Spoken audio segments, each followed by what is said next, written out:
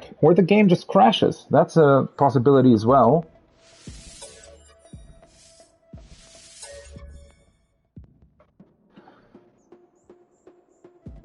Let's see where it's saved.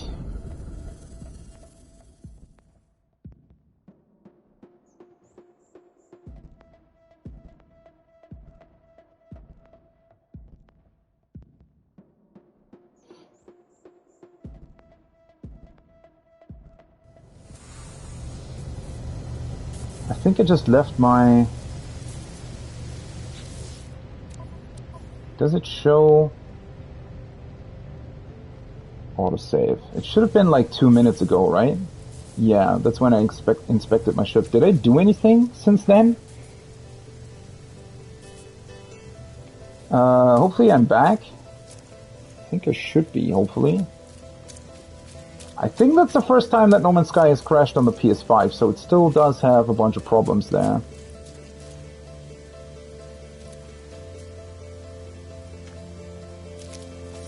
I guess it switched over my ship, right?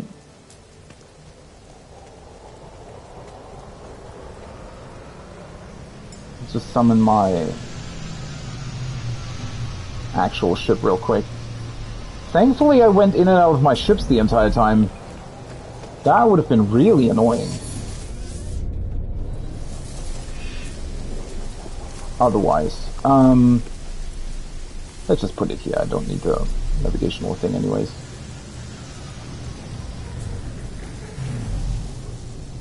I mean, the point still stands that there is, like, I don't want to put a switch on the teleporter because in my mind it doesn't really make a whole lot of sense. I wouldn't really use it, like it would still need to have power anyways.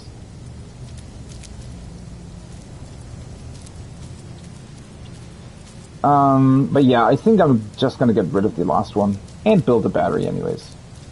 Okay, what was I actually trying to do before the game decided to, for some reason, not work anymore? Oh, hey, cool. Why did the game not actually tell me about this? Derelict freighters.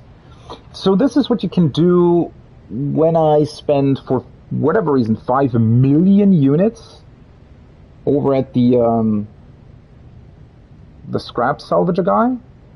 Derelict freighters are dangerous environments full of environmental hazards and hostile entities. They contain a lot of valuable salvage, as well as special items that can be exchanged aboard a space station for nanites or standing. To find a derelict freighter, purchase an emergency broadcast receiver from the space station scrap dealer. Use the receiver from your inventory to locate a derelict. As well as valuable loot and significant quantities of nanites, it is possible to use the engineering systems of a derelict freighter to generate valuable freighter technology, including upgrades to fleet systems and tools to expand your freighter's inventory. Well, I don't really have a freighter to begin with.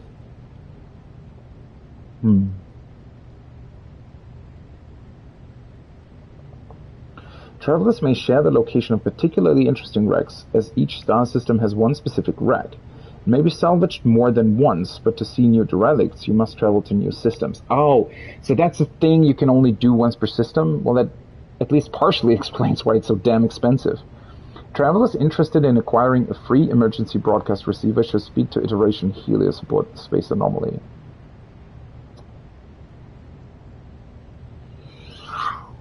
Okay, so I might want to do that then, huh? Maybe that's like the first sort of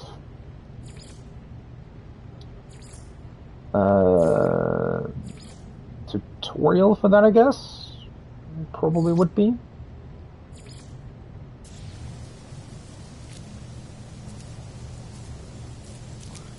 Okay, yeah, let's see. I want to scrap one of my ships, but beyond that, I really...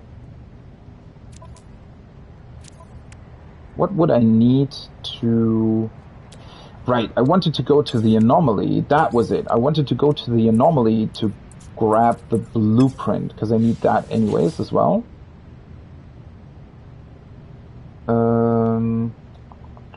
Starship requires the cadmium drive.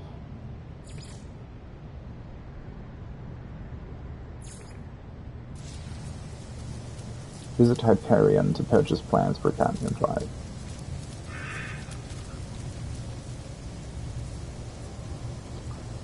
So let's do that, but before I do that, I'm gonna scrap this ship.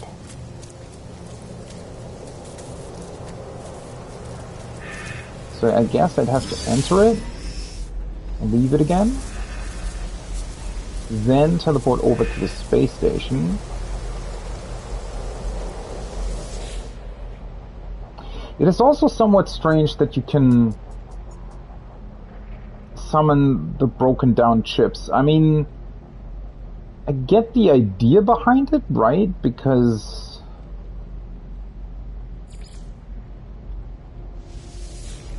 it's pretty cool that you can actually do something with them, right? Because previously you couldn't actually gather more ships at once.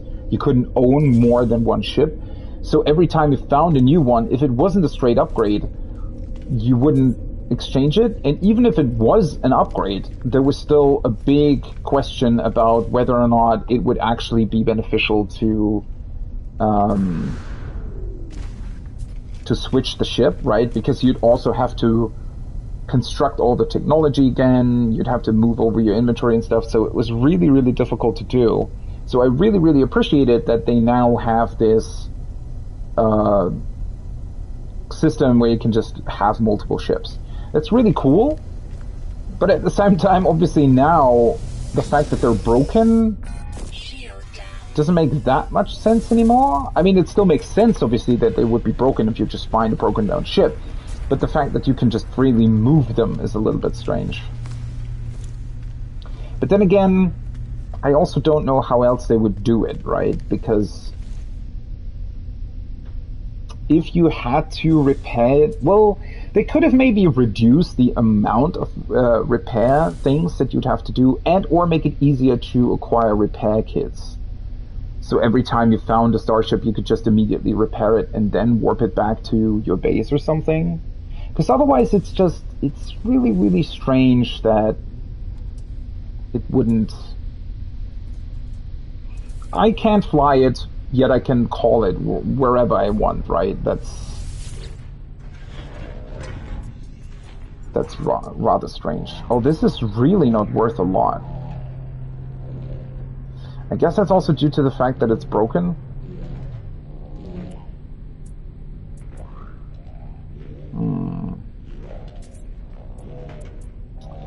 Ah, well, anyways.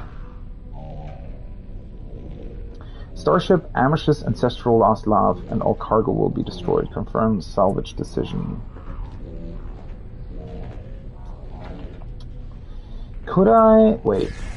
If I... let's see... does it contain any sort of technology that it can disassemble previously? I guess that would also reduce the amount that you get, right? These can't be destroyed. These can't be destroyed either. Dismantle. 50 chromatic metal, 50 sodium, 1 wiring loop. That's actually pretty funny. So you can dismantle this stuff even though it's broken. Huh.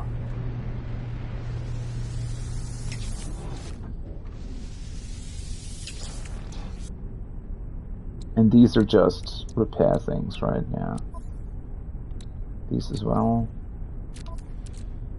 Ah, well, I mean, 1 wiring loom, 50 chromatic metal. Let's see if this had, what was it, 345 or something? Yeah, it's still the same. Okay, so it's definitely important to get or dismantle any technology that can be dismantled previously to scrapping it. Oh, cool.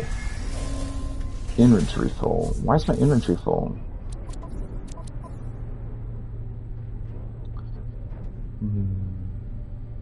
How much stuff do you get out of it?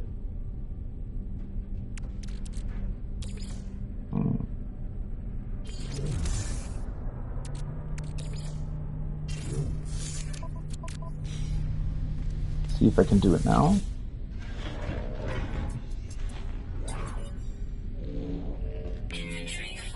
Nope. Ooh, that's unfortunate.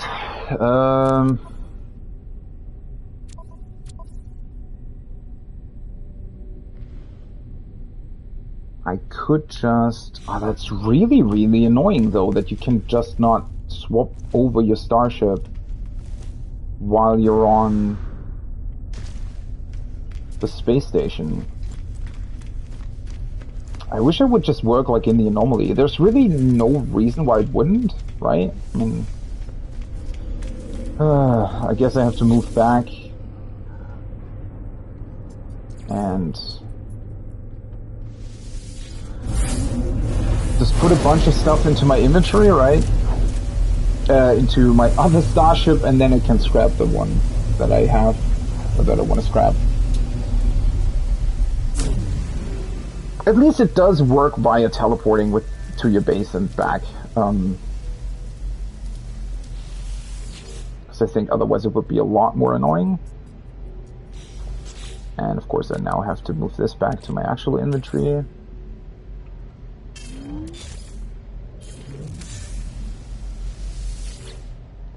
Could also put the oxygen in here for the time. Well. Let's put this here. Put the wiring loom here.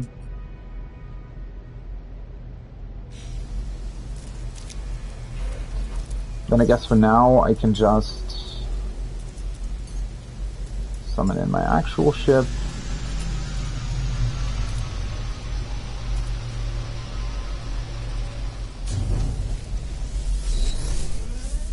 At least it's very easy to swap over with the ships, right? Then I guess just put starship, starship, starship. Let's put all of this in my starship for the time.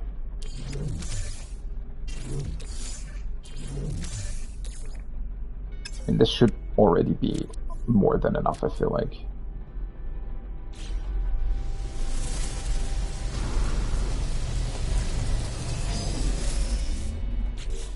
I would be kind of confused if it wasn't. Okay, let's go back to the space station then.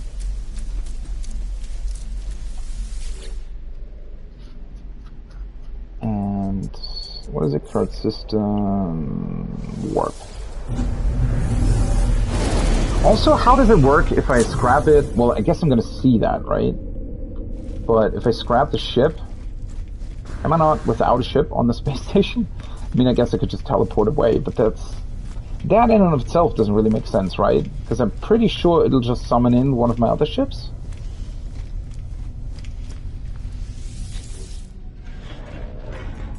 This is rather more complicated than it needs to be. Okay, it will be immediately processed for scrap. Salvage components will be added to customer exosuit automatically. Base beam module, positron. Whoa! Holy shit, that's a bunch of stuff.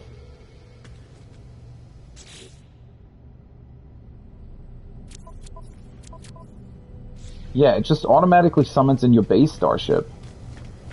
See? Why is it... that's annoying. Why can you not just summon in any starship here if it's gonna summon in any other one automatically anyways? Oh well. Okay, so what is this? A valuable piece of broken down starship created by starship outfitting it. It's useful only as scrap to be sold at the trade terminal. Okay, so you get a bunch of additional stuff to sell. That's funny. Why wouldn't they just include that in the price? Oh well. And then you get a bunch of upgrades that I probably won't need. I mean, they're all only C. I guess that depends on the starship that you scrap, right? If they're all C.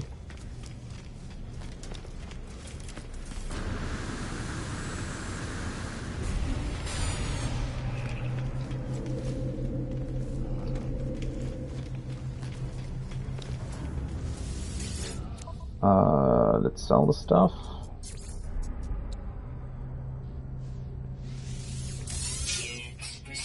Superconducting fiber. Demand's actually fairly low here. Oh well. Tank of coolant, reinforced piping. Once useful springs. It's kind of a cute name. So overall, it was worth about 700,000 units. It's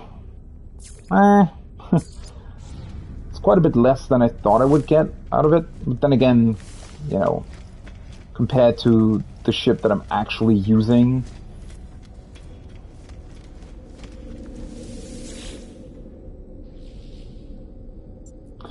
the thing that I'm slightly confused about, though, with the scrap dealer, right? If I don't have a freighter yet, would it actually be worth it for me to go to a derelict freighter? Because if you mainly get freighter upgrades there, I feel like it kind of wouldn't be worth it. But,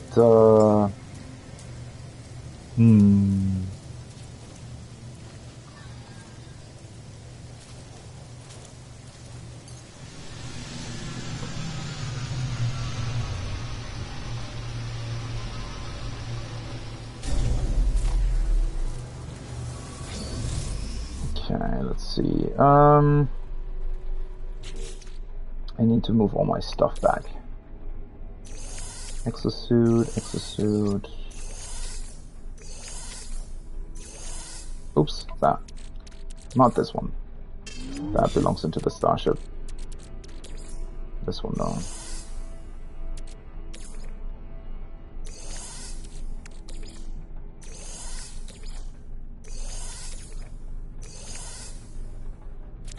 Okay. Did I move too much? No. I mean, I can scrap this technology as well, right? So...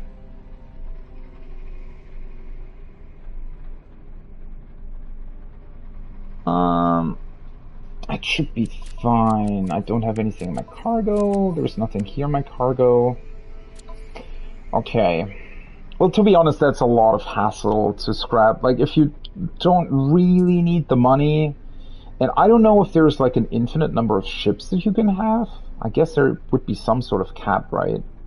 But as long as you don't reach it... Unless you find a really, really valuable starship that you don't need, or really don't need, or don't want to have, or maybe a starship that looks the exact same as another one, then I would scrap it. But otherwise, it's a lot of hassle to go through for not that much. At least at this point, you know, 700,000 units. It's not bad, but it's also not really that much.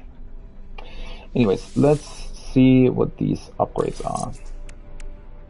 This is shield strength plus 8. Yeah, that's pretty pointless, honestly, for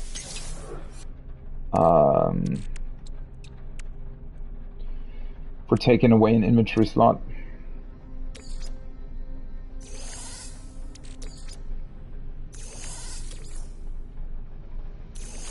I think it can do more with the raw materials. Positron module, I'm pretty sure I don't have that anyways. Because I only have the accelerator thing. This gives me cadmium. Holy shit. I think I already kind of have enough cadmium. I don't even need to visit a red system, huh? What does this do? Retuned beam amplifier.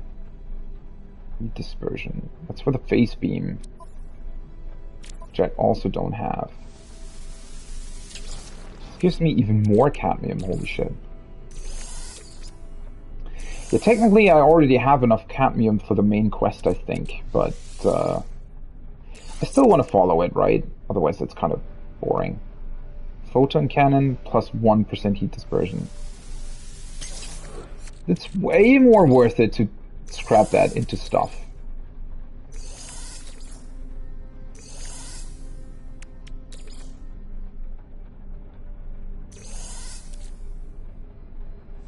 Did I move everything over? Yeah, I did.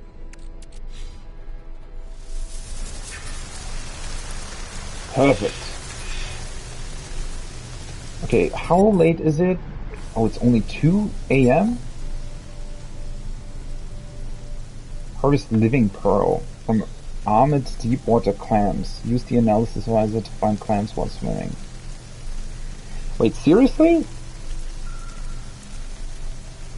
Just moved me over to the next quest objective? I guess that makes sense. Since they have enough cadmium. That's kind of boring though.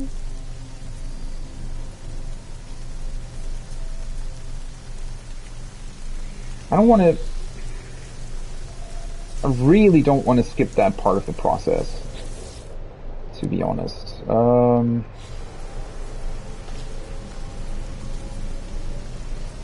Wait, where's my starship?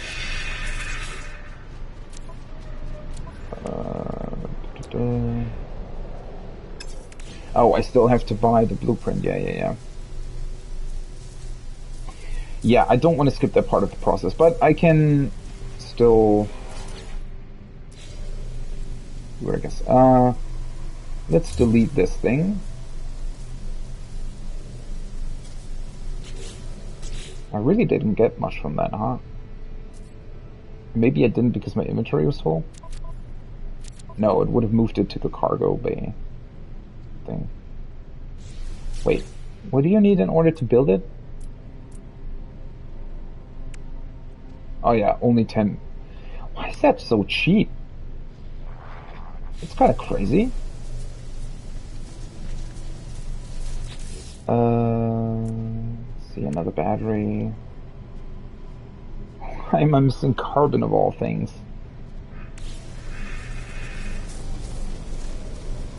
That is somewhat annoying though.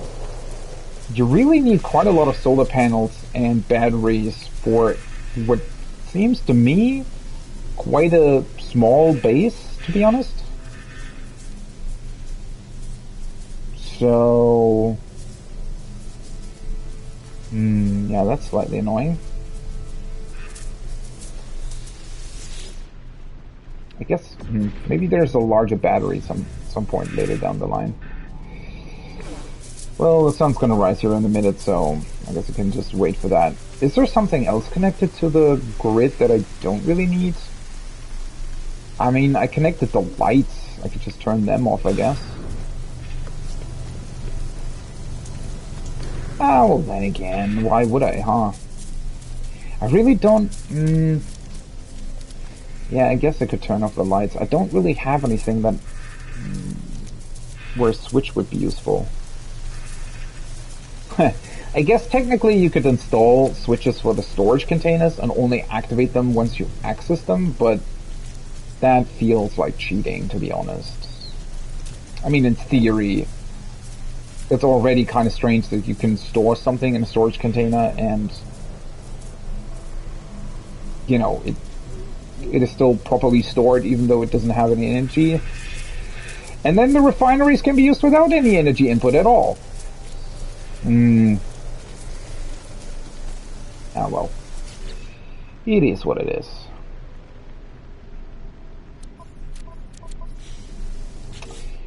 So, that does mean that I need to go back to the anomaly, though. Need to go back to the anomaly, purchase the cadmium drive. What was the other thing that I wanted to get? Wasn't there one other thing that I wanted to take a look at?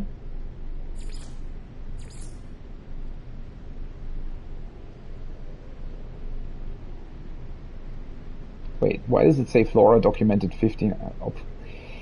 I knew this was bugged.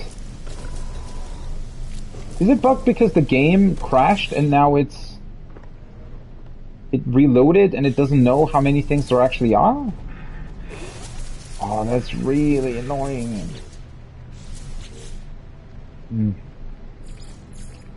guess so, huh? Maybe it'll get back the proper numbers at some point.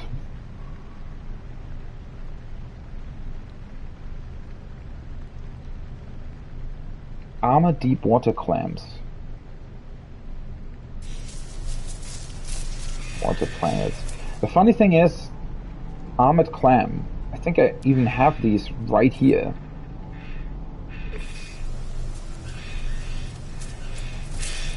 Those should in theory contain that, right? Wait, do I have the correct starship active? Yeah.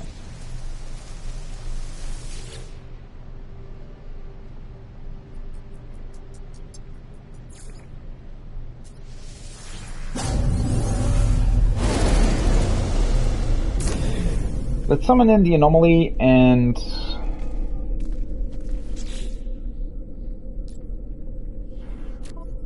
Oh. Oopsie. Now I realize what I wanted to do. I wasn't waiting for the teleporter, I was waiting for the, well, whatever. I was waiting for the storage unit to come back online.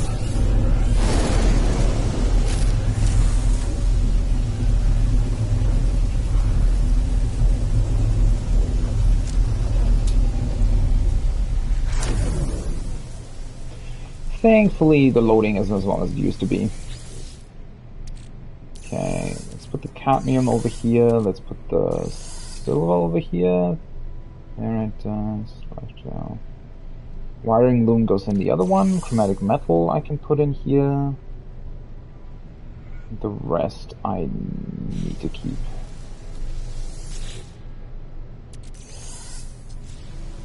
Okay. Noise. And now...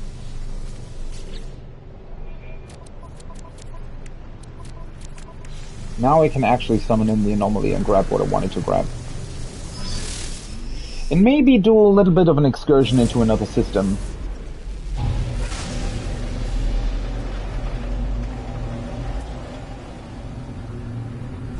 Oh, it actually really annoys me that the fucking stream crashed.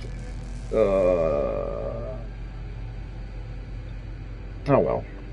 I always hate that it doesn't automatically connect those things back together on Twitch, right? I hate that you then have to have two VODs of the same thing, and ugh, that's really, really annoying, but fortunately you can't really do anything against that, seems like. Alright, let's grab the blueprints for the cadmium drive, and then actually look for a system like that.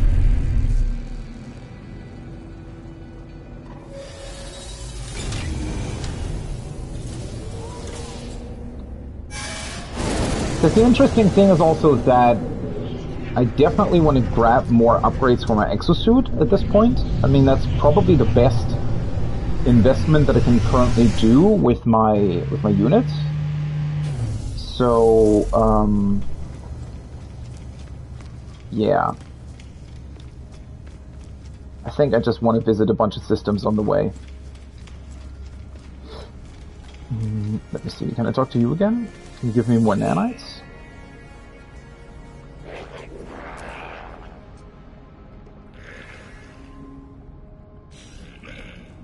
No. That's really strange. I still don't fully understand when or why he gives you nanites. Because I thought it was connected to what you discovered.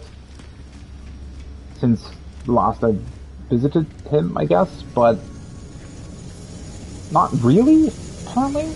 I don't know.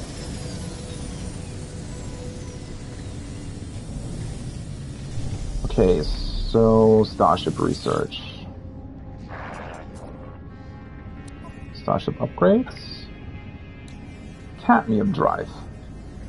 Chromatic Metal and Wiring Loom. So I should have most of those things. Thankfully I got 100 chromatic metal from disassembling the things that I got out of the Starship just now. Because otherwise I don't think I would have had enough copper. Which I guess I need to collect both dihydrogen jelly and copper now. Upgrades the hyperdrive's core bounding magnets, preventing rapid disassembly when attempting to reach rare class red stellar bodies. User is advised to access hyperdrive systems via the galactic map. What was this one? Oh, right, this was the emergency warp unit. And then you get the emerald drive for green stars, and then the indium drive for blue stars. Okay. So let's grab this. It's automatically pinned. Yeah, that's good.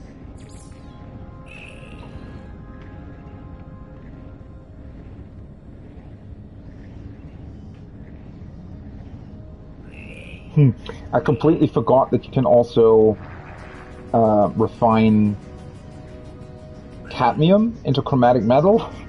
That seems like a little bit of a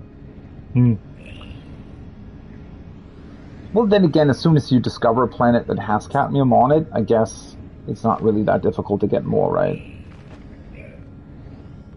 Okay. Anything else I want to grab while I'm here? I mean, I have a bunch more salvage data. I don't think there's a larger battery, though, unfortunately, right?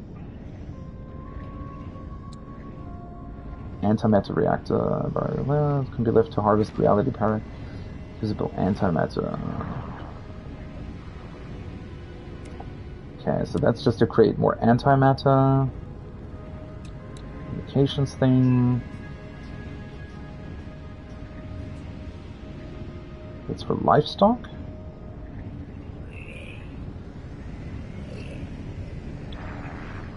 There really isn't that much currently that sort of automates processes or something, right?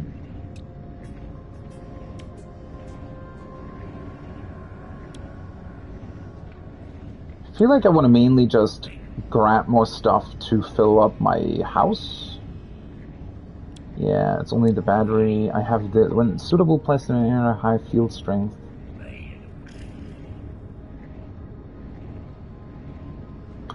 Well, I'd have to get the whatever upgrade that is.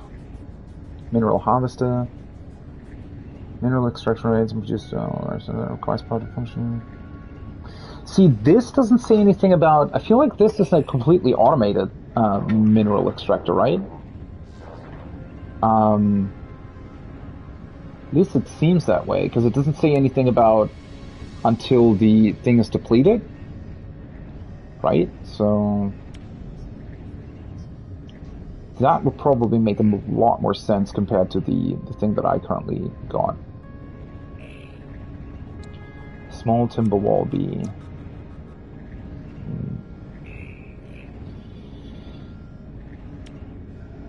Yeah, honestly, I might just want to go with more decorative stuff.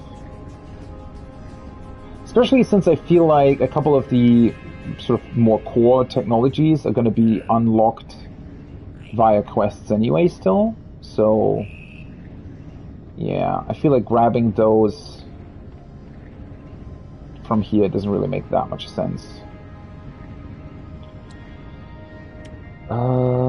To get a bunch of decals? Nah. Buy patch. So I got the drawers last time. There's a locked crate, a small box. Kind of looks like a table as well. Canister rack, a server rack. Tech panel, another screen, weapon rack, a ceiling panel, robotic arm. Wall fan? Well, I could get the storage panel, maybe. Right, this looks kind of cool. Although, I could also grab a shelf, I suppose. Shelf panel, side panel, flat panel.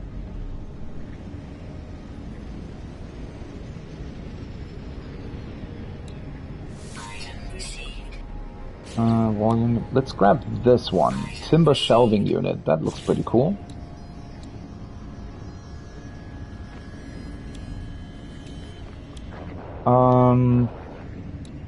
Well, I don't have star silk yet. I could craft the table, however.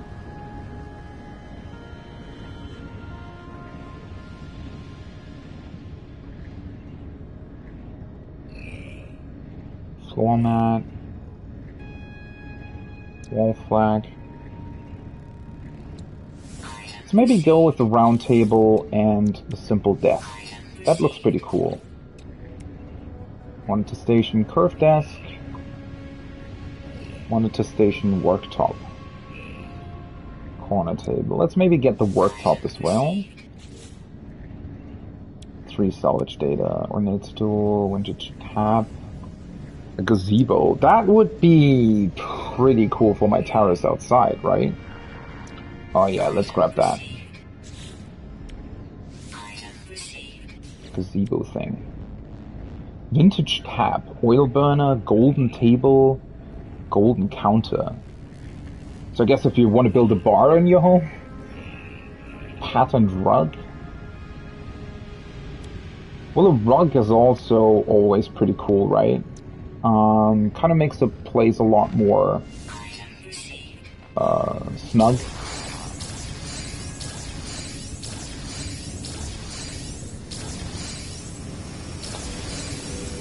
Okay, a bunch of decorative stuff, and I got the cadmium drive thing. Now I just need to build that, I guess. Do I need to grab anything else? Not really. I can just double check here. I could actually, now that I have the cadmium, because I want to use the drive anyways, right? I could, in theory, craft the Atlas Pass V2. I think that would be pretty awesome. These things, I feel like at least a couple of them I will get through research anyways. But yeah, since I already have this blueprint, I could just craft it.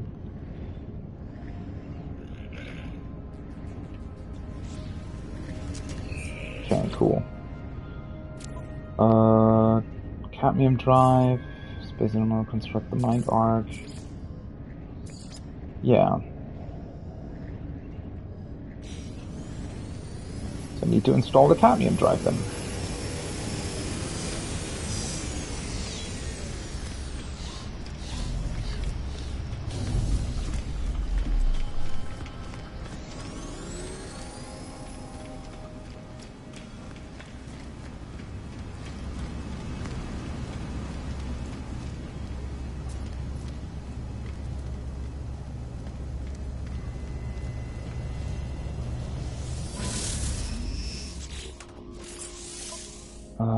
Exude. So my hyperdrive is here, right? Let me maybe move the economy scanner over here. Technology. Let's move the shield here.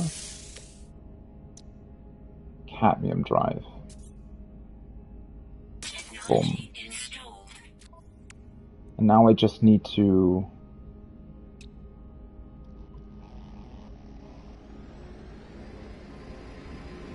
get my chromatic metal and get the wiring loom back.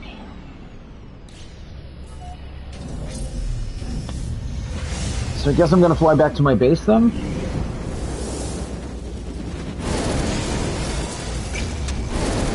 Do I want to craft the rest of the... Yeah, I mean, as I said, even if I won't have enough cadmium anymore for... Wait, where's my base? For the...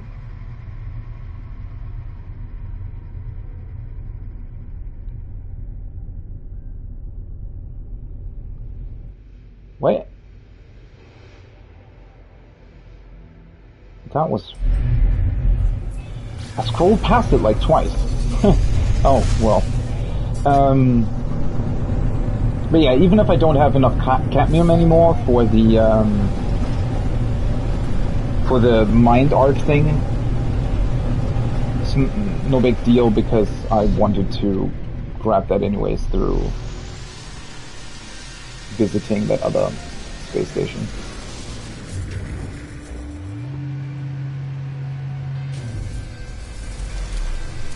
I think I'm missing energy again. Oh yeah, that's because it's 3 AM.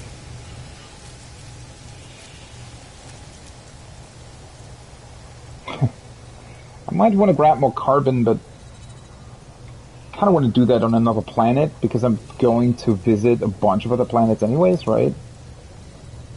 So, yeah, I don't know. I can't expand my thing though while I'm here. Okay, 3 wiring looms, 250 chromatic metal. Oh, right, they're turned off. Never mind. Okay, I'm gonna start with building new decor for my home. let's see. So I could build the simple desk. I guess I could also... could probably color them later, right?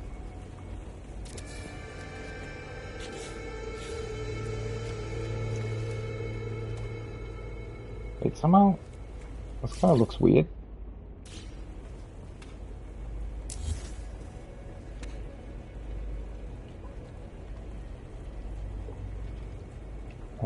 Let's see, colors? You can make it...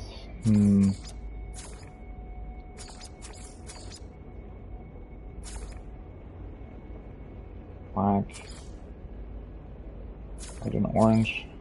I wish the colors would pop a little bit more.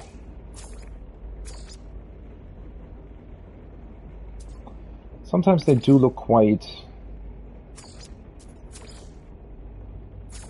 strange.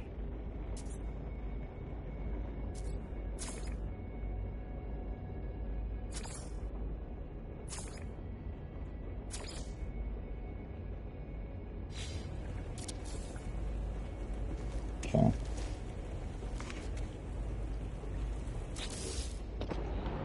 Worktop, storage panel. Wait, don't have pure ferrite anymore? What can I craft? Carbon. Let's put the rug. Do I just want to put it in the middle somewhere?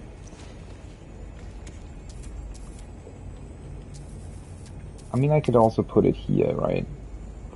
For now. I mean, technically I wouldn't necessarily put it in front of a desk or something, but... okay, so those colors can't be changed, apparently. Carbon... let's put this here.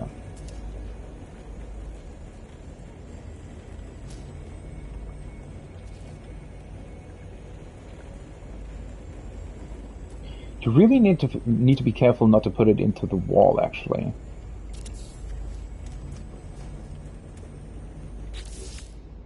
Looks kind of nice. And I think now I'm actually completely out of carbon. This requires ferrite, okay. This requires carbon as well. Yeah, I guess I need to really grab a bunch of carbon before I come back to my base. Oh well. Very slowly my base is beginning to take shape, though. Let's kill these things off. They're really annoying. Though I will have... yeah, I'm gonna collect a bunch of carbon, and when I come back, hopefully I'll be able to deal with the energy problem that way. Okay, that means I'm gonna grab the wiring loom for now, and I'm gonna grab the... probably I need the chromatic metal, I need copper, and let's also grab the cadmium.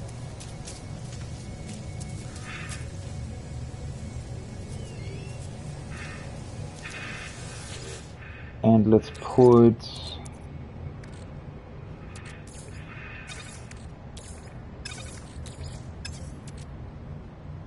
125, yeah, that's fine.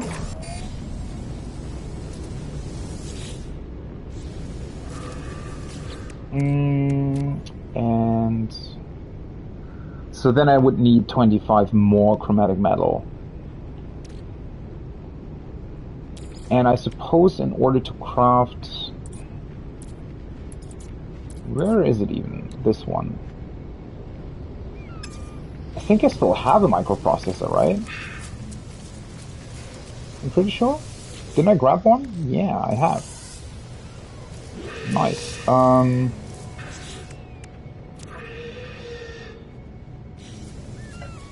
Let's install the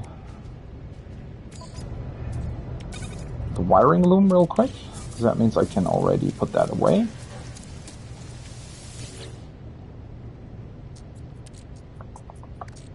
Put this away. And then hopefully that should give me enough space to craft this thing. So in theory, I mean the V1 it still requires 200 copper, right? Funnily enough, I actually still have enough cadmium for the main quest. For some reason. But yeah, in theory, I don't think I need the Atlas Pass V1 anymore, right? I mean, that would be really dumb if you needed both. I don't even know why these stack. I have no idea why you can craft multiple of them.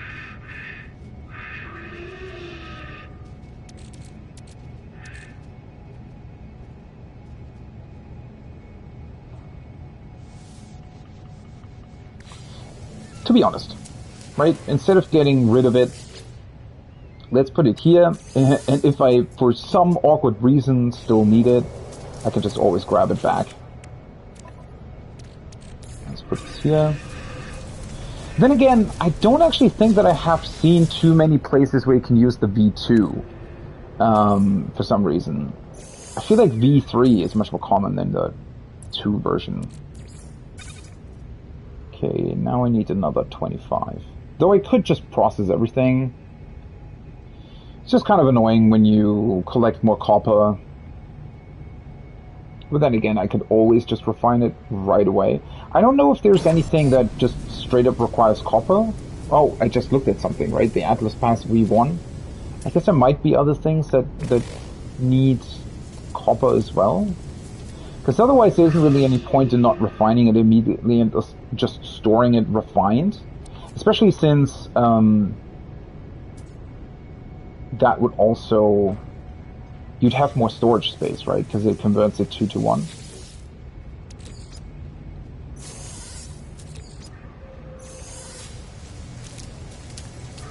Okay, let's see. Starship. Cadmium drive. Boom.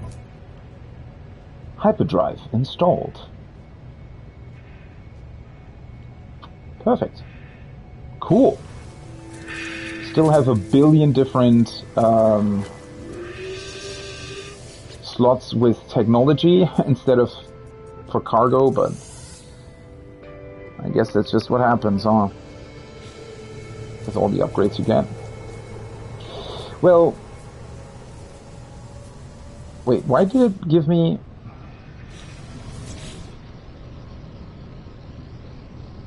Collect living pearls, construct the mind arc.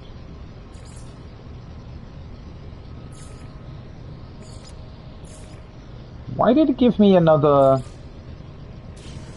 mission objective?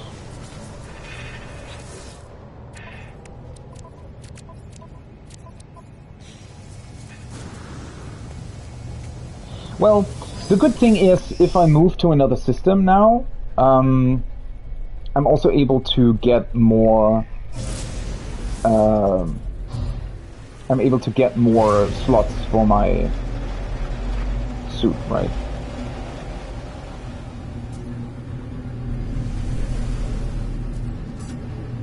What is it showing me? Wait, why am I supposed to... What?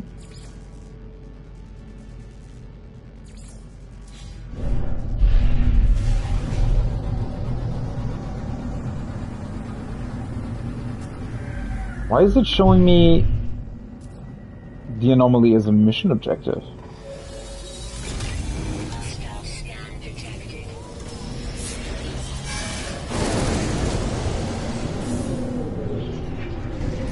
That is strange.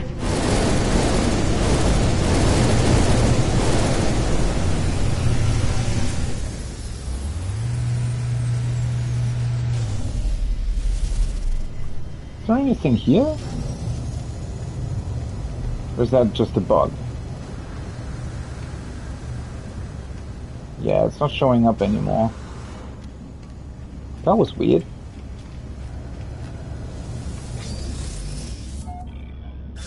Oh well. Let's get back out and take a look at the galaxy map and find a red system. Yeah, for some reason it's showing the anomaly as a mission objective.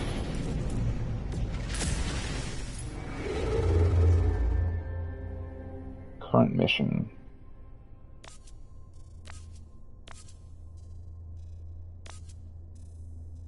Atlas Station. Huh. I wonder if I would like to go to an Atlas Station. Seems like the next one's very far away though, huh?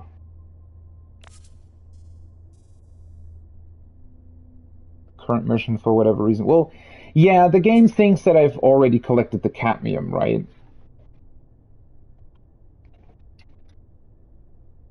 Demon, hello. What's up? Yes, thinks the game already thinks that I collected the cadmium. It doesn't show me another mission objective for a red planet. Let's go to Free Explore though. Is there one that would be close enough? It looks like the one to the top right there.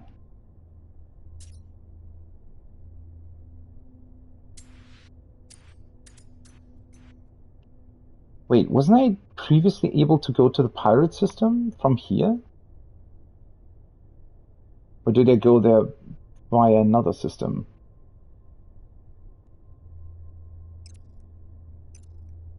Economy, life form, no filter. Well, currently I'm building a mind arc to restore Artemis.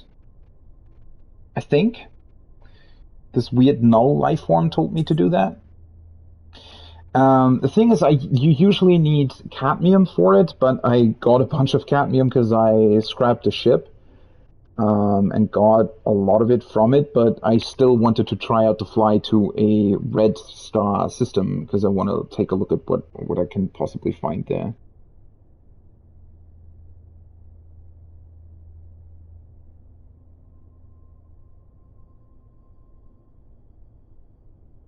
Have you already done the I don't even know what they're called specifically, the missions?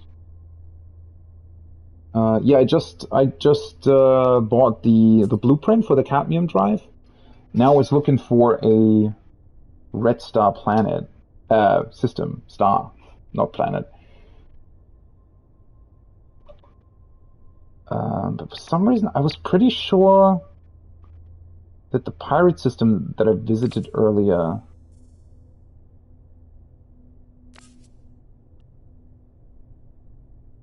I mean, I could just go multiple paths.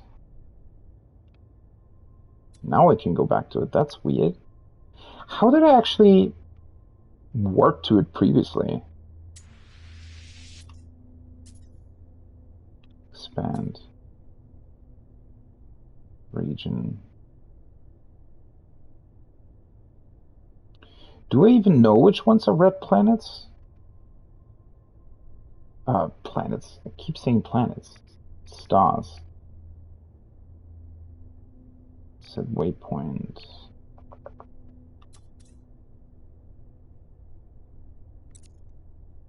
Feels like it messed with the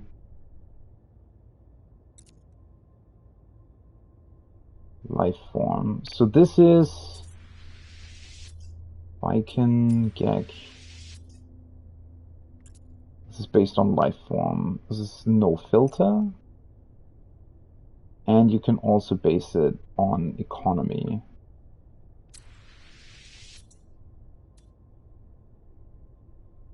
Or processing. Don't know if there's a way to... Man, sometimes the game is really annoying with that. Because it now thinks that it probably would have shown me to an actual red star system. If I hadn't accidentally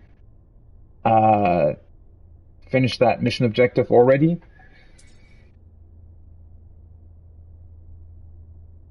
Yeah, technically you should only have to look at the color, right? I mean, the green stars are quite obvious, but the red stars, not so much.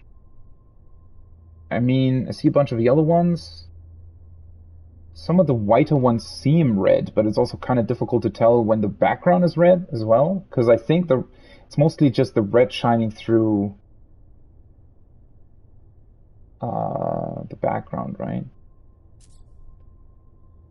Because if I move it this way, they don't seem to be particularly red anymore.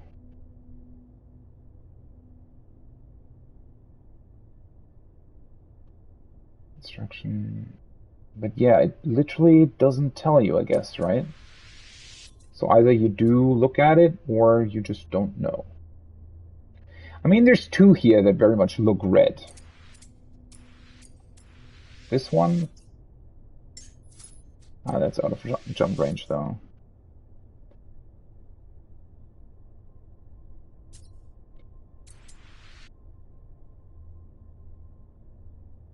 I think the red ones, are they always bigger than the other ones as well? I'm pretty sure they are. Wait, how do I...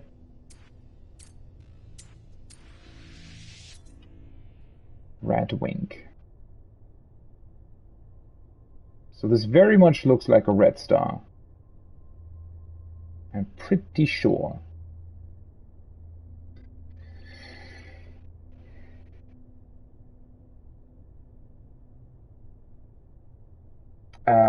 The portal? Do you mean to go back to my base, or...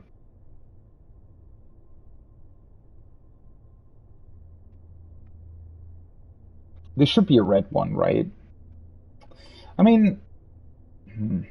I kind of wanted to visit a bunch of systems anyway, to get more exosuit upgrades, because I feel like that would be pretty beneficial.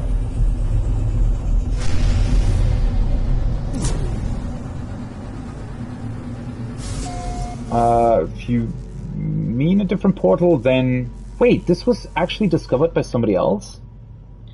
I think that's the first time that I had that. System that was already discovered by somebody? That's cool. Yeah, okay. It shows up here. Interesting. 5 planets. Radwing. Discovered 4 years ago by Bout D. Fischel. Is that on Xbox? I think it might be, or is that PC? Or is that Steam? No.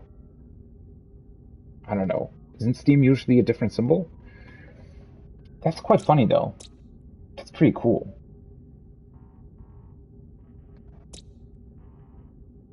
I guess that person only visited one of the planets, though.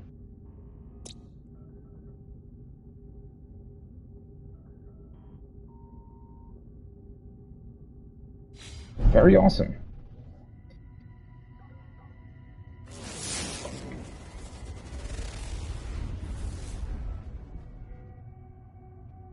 Oh, if it's on PC, it just shows the PC. Doesn't it show some sort of... I don't know what it shows for Steam. But that should be Xbox, right? If it's that symbol.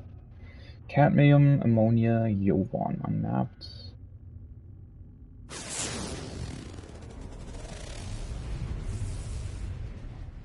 Infested planet. Oh, there's cadmium. Oh, there's cadmium here as well. Yeah, I completely overlooked that. So, I guess it's quite common in these types of systems.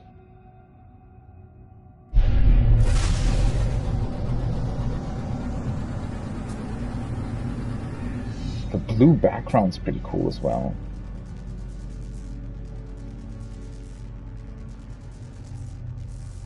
So... I guess these types of systems don't have any sort of space station in them?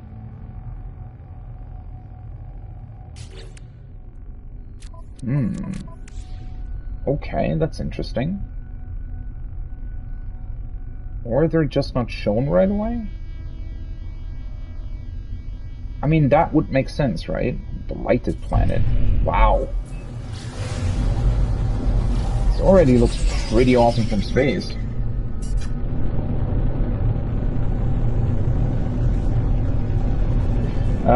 Well, you have to do the, like, one of the previous missions is to activate the glyph portal, right? To jump to, and it just transports you to a completely different system. Like, that's one of the, I think, one of the previous missions to this one. But I don't necessarily have it in that regard. I just activated it, it ported me somewhere else, I did a bunch of missions, and I think in theory I can now find new ones to port me back to a specific system, right? If I find one in a system or on a planet, I can always come back to it via using it, but I guess you always have to discover it first, right? At least that's what the game told me.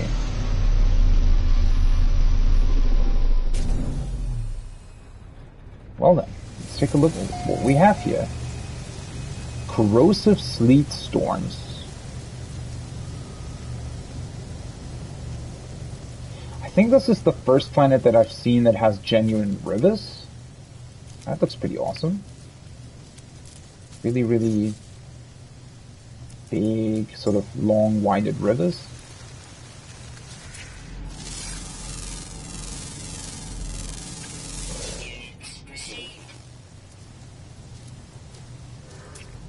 Oh, you mean you... Right, of course you could, but that's... Isn't that boring? To just Google the system that you need? I mean, the...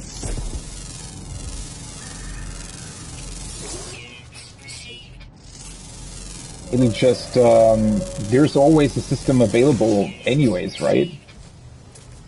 They don't let you really not find what you need. Yeah, of course, in theory, you could just, I don't know, Google a planet somebody else found that has the required stuff on it, and that would be fine as well. I guess it would be pretty beneficial if you've already played through the missions once, right? And you don't want to waste time just randomly looking for a planet. You could just enter either a system that you find online, or you could also just write down the glyphs from your previous save file and just visit the same planets, right? To very quickly gather the materials and planets that you need. That's a pretty neat idea, I think. But especially for a first playthrough, you probably want to, you know, discover everything, or at least in my case, I want to discover everything on my own, right? And also the game just genuinely, it gives you everything you need, more or less. It just sometimes takes, you know, a couple minutes actually finding the proper planets and finding the locations of minerals and whatnot.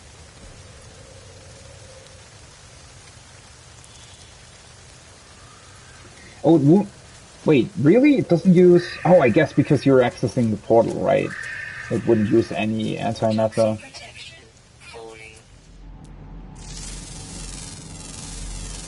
But then again, I have way too much of that already anyways, right?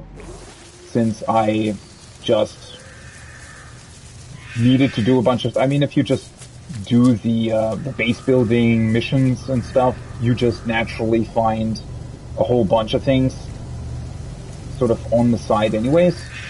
So for the longest time, I've been running around with 10 warp cells that I haven't used yet. Because I didn't warp anywhere. Because everything was, like, all the materials that I needed were in the systems that I've already discovered. So the game's pretty generous in that regard. Okay, let's see. Sodium, cadmium. I mean, I already have, I guess, a lot of it, but since I'm already here, might as well grab a little bit more.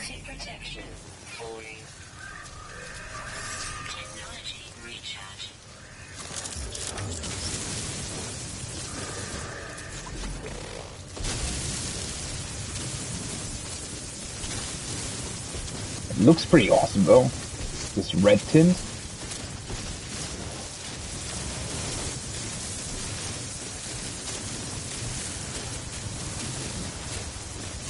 It's also a pretty big deposit. I do wonder why I only found so small ammonium deposits earlier. Guess it might be a thing with ammonium that it just always is only in smaller deposits, or maybe I just got unlucky. Might have been it as well.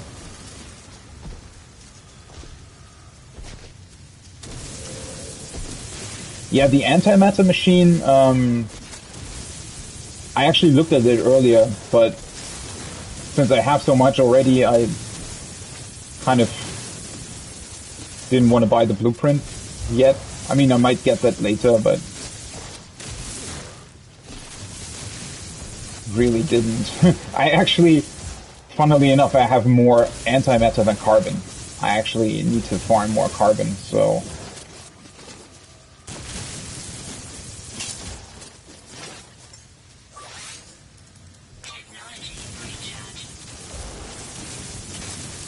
Which does remind me, I wanted to farm carbon, didn't I? Should probably do that. Since there seems to be a bunch of stuff around here. Okay, how much was that? 142, 250... Well, that should be fine. Do these things give carbon? I guess all of these plants do, huh? Wait, what did I just... Ah, this thing. Perfect.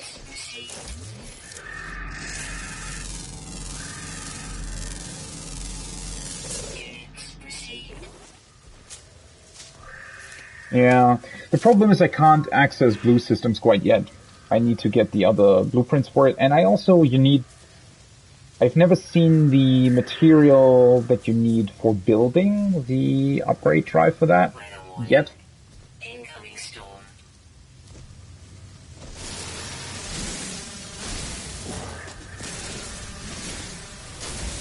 Do these give carbon? No.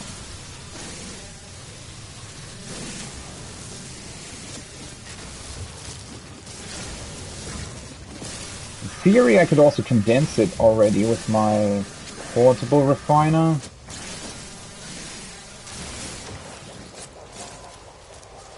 Where's my ship?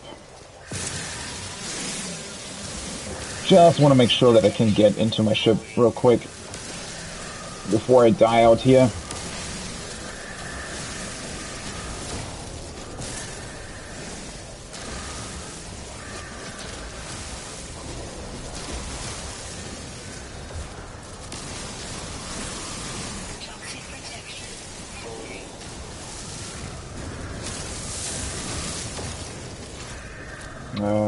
There it is.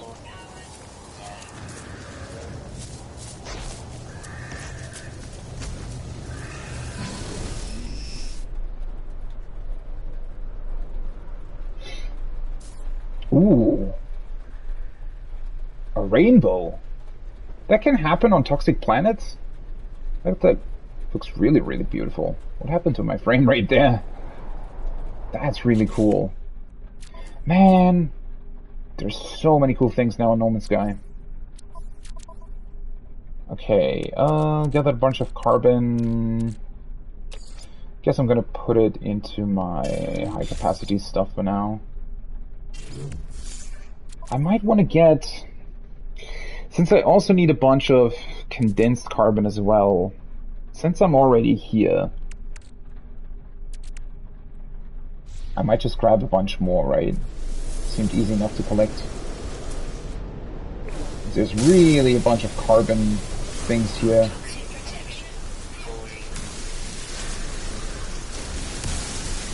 I feel like I had something for the fungal mold as well. Some stuff that I could do with it, though I don't entirely remember it, to be honest. Wait, have I not already? Yeah, I was gonna say, I've already scanned this.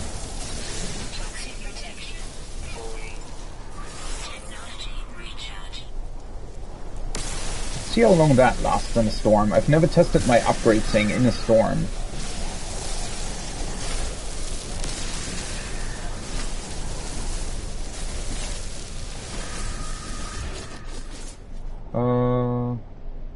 Oh, wait, that really wasn't that much.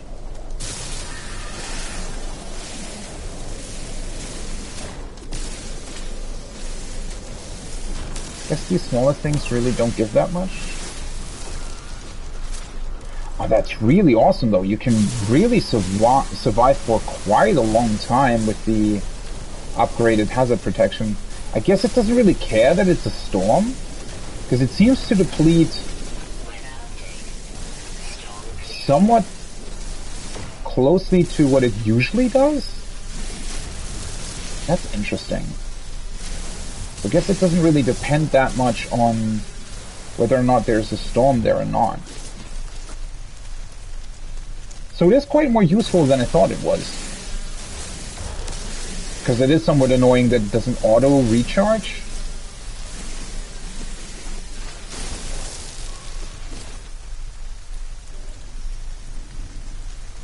You haven't seen a rain? Yeah, that was the first rainbow that I've seen here as well, I think.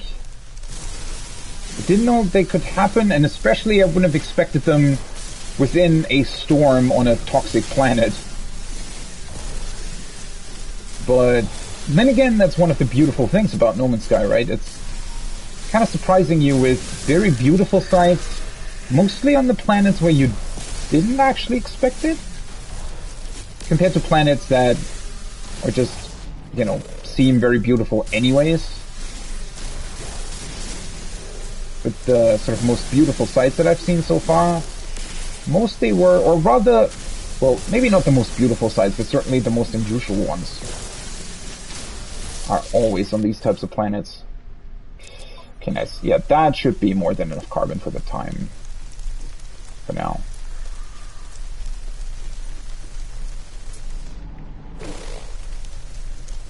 Did I already scan that? Yeah.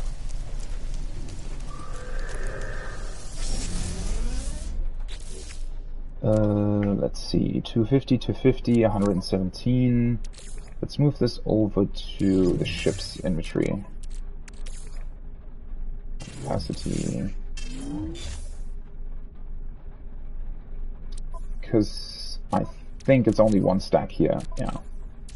Perfect. 1,000 carbon. That was actually quicker than I thought.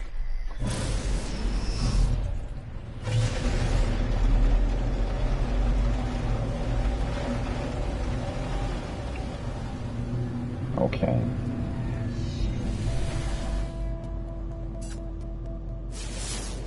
Hostile scan detected.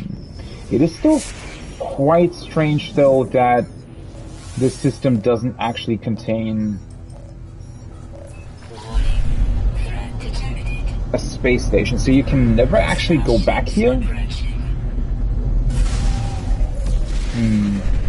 It's especially unfortunate since I actually plan to get more upgrades for my exosuit. Now there actually isn't a way to get more inventory space here.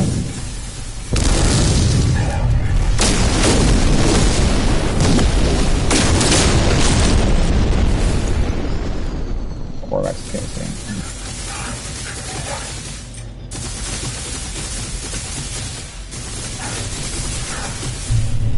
So I guess I could, well...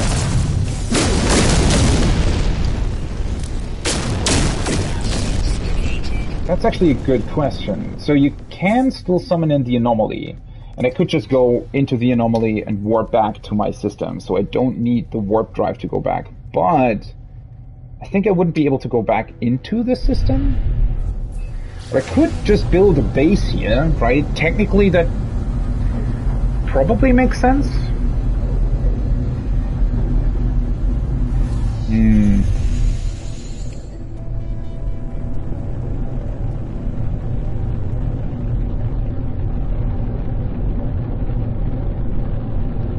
Yeah, the upgrade is only available in space stations though, so if there is no space station, I guess also no exosuit upgrade.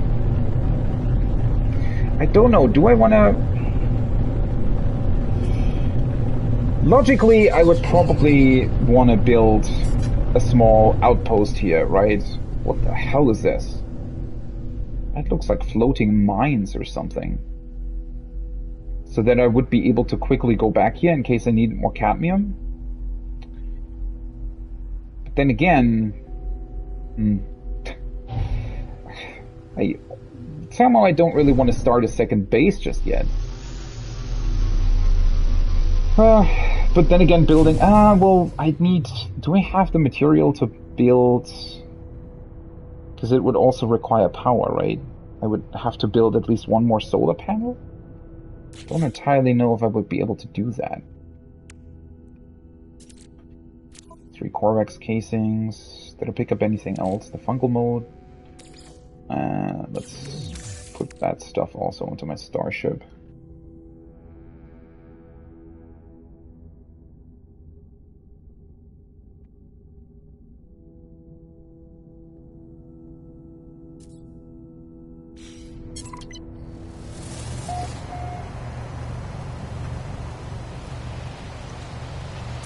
This looks really interesting.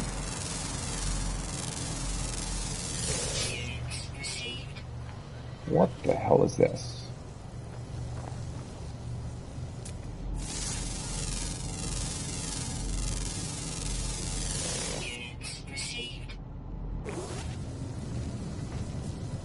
Wait, what? These things are actually a lot bigger than I thought. They looked quite a bit smaller from the starship. Wow.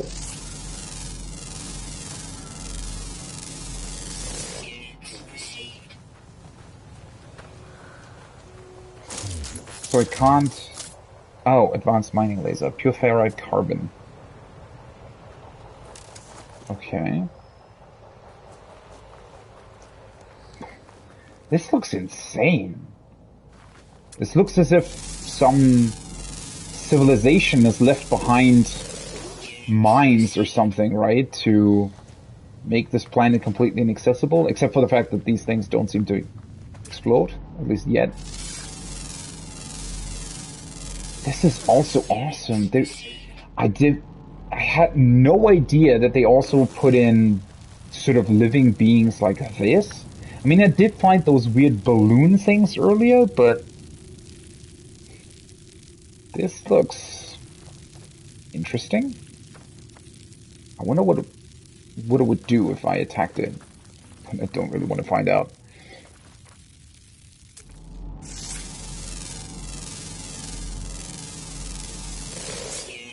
Seems to be a very awesome planet in general.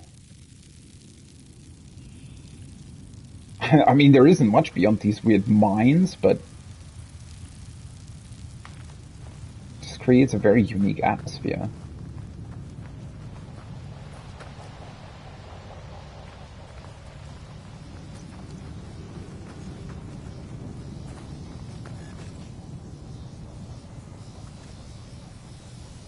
And thankfully, it doesn't seem to have require obedience. Well, at least the Sentinels aren't aggressive.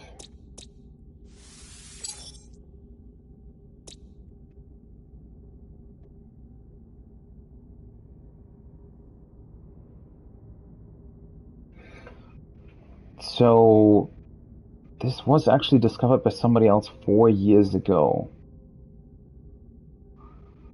I wonder how that works. I guess these types of planets must have been in the game back then as well, or how does it work if they introduce new stuff? Do they just introduce new systems, or... I guess they might be? Because in theory, that would suggest that the system existed already back then in the same way it does now, right? Okay, this is also interesting. I would have discovered, had I known that, I guess, not having data available about what kind of species is living in any given system also is an indication of it being a red star system, or at least like a rare star system, because, well, since it doesn't have a space station, I guess you can't really, well, obviously I can live here, but the other races aren't living in these types of systems, which is also why there isn't a space station here.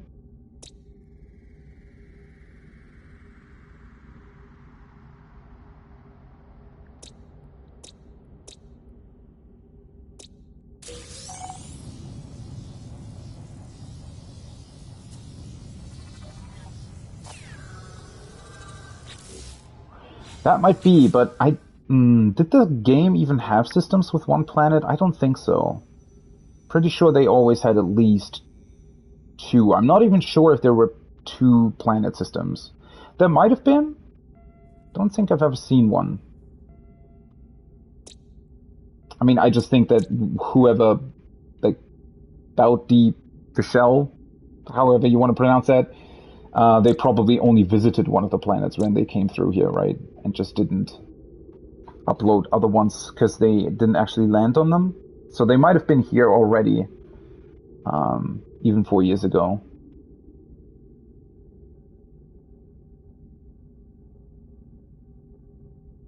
Or maybe certain well, I've always wondered how they actually did that.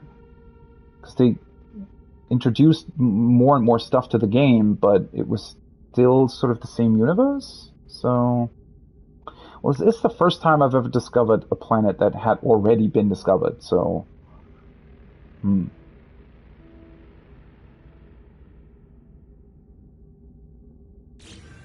well. I guess there isn't really that much more that I could be doing here, so let's go to the next one.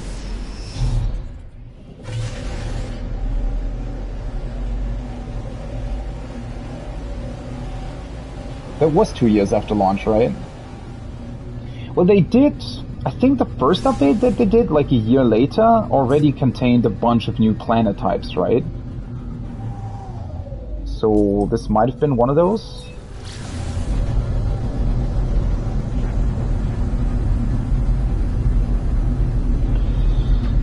But I don't really have the update history in mind.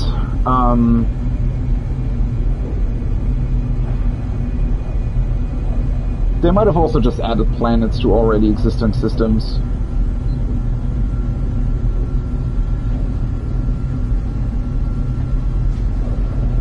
What the hell is a squid ship? That sounds funny.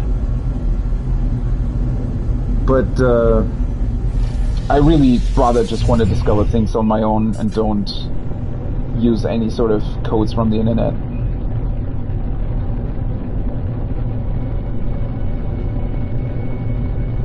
Maybe later if I've played through everything and, you know, I guess it makes sense before you get bored to just take a look at the stuff that you haven't discovered yet. Wow, this looks... What the hell is this? It's also very red.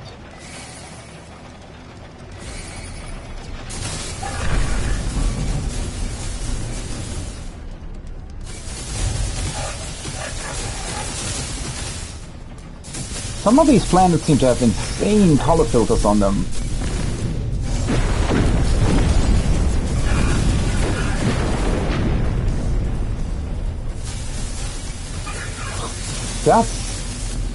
That ship that he's using seemed way too big to pull off maneuvers like that. Oh well.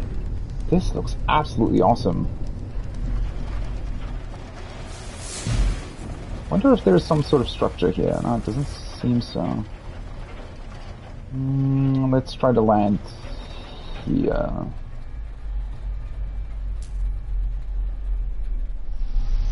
Okay.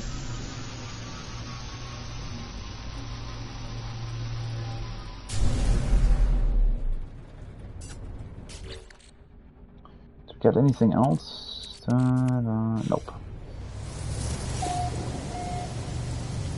Reign of Atlas. What the hell is that?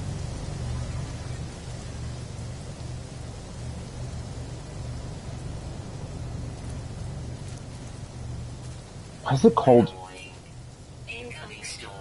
Superheated Rainstorm? Okay. Why is it called Reign of Atlas?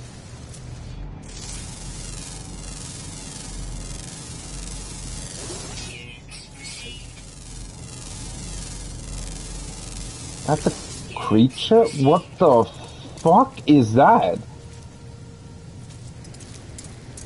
Hi. That looks like something straight out of Horizon. That's awesome. Extreme Storm 100. Holy shit, this is really hot.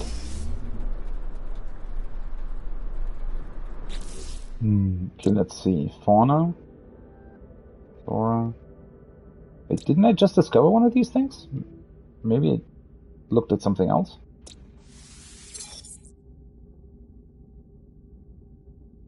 Archival Taba. Cadmium, phosphorus, sodium.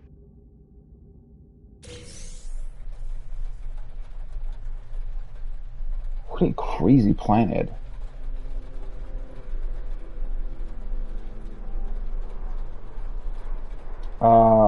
No, I don't have a capital ship yet. I suppose you get the bigger ones later. The game does seem to take some time with when it introduces a lot of its things to the player. There. Yeah, I didn't actually scan this thing. Ooh, holy shit. Wow. Well, I guess I don't have added on protection against fire. I only have against toxic and nuclear. But this is really draining my stuff fast. Holy shit. Also, what the hell is this? It looks pretty cool, though.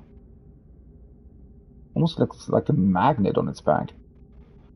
Found wandering the fevered, dreamlike landscape of planet Archival Taba. They interact with their fellow beasts with a cheerful confidence, secure in the hierarchy of the herd. Always hungry, they seek out and consume the cadmium that grow freely across this world. Parasites in brain? Okay, poor thing. What a cool design, though. It's really like they took inspiration from Horizon Zero Dawn, but still kind of made it their own. Really awesome. Weather Reign of Atlas. I wish you could get more information about this type of thing. Reign of Atlas. It sounds as if whatever this Atlas thing is specifically created this rain for some reason, or accidentally created the rain?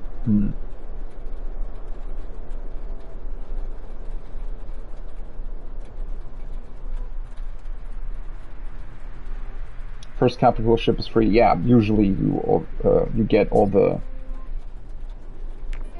first things for free, right? I mean, otherwise it would also be... Well, it would be kind of boring if you just had to buy it, right? You usually combine it with some sort of mission and whatnot. Makes sense that it would be free. Or at least easily obtainable, let's put it that way. Okay, is the weather clear?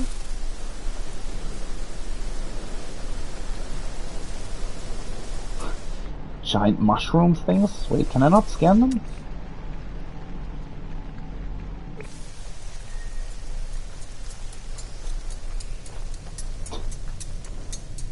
I wonder if there could almost be some sort of left behind technology by the Sentinels or something? Something that accidentally combined itself with some sort of biological evolution and created whatever this is.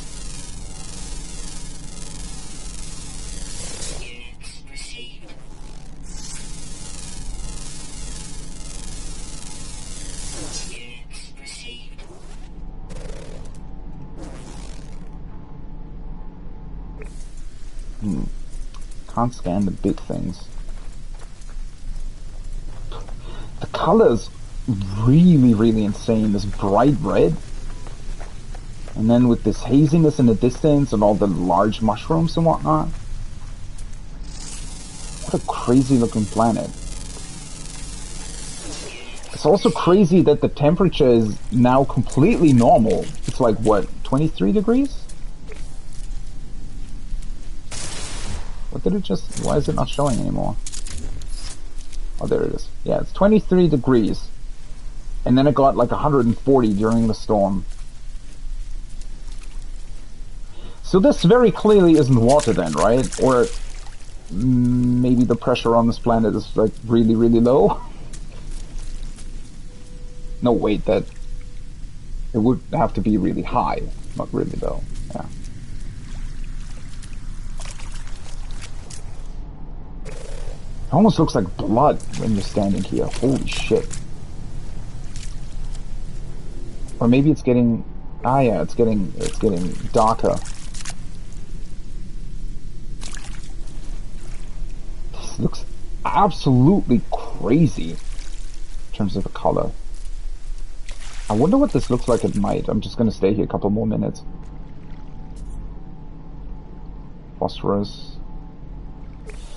Yeah, I guess if there isn't a space station here, I really have to build at least like a tiny hut or something, so that I can build my own teleporter here, and I can easily come back.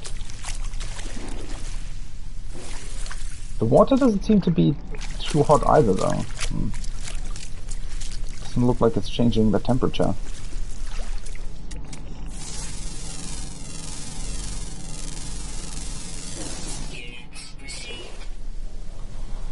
Well, the thing is, I'm still not through the main story with Atlas, so I don't really want to get spoiled on that, but it depends on what it is. Holy, this looks even crazy at night.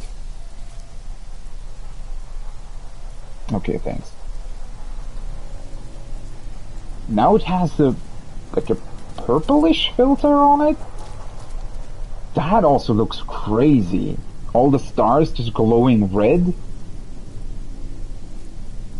The hell is this planet?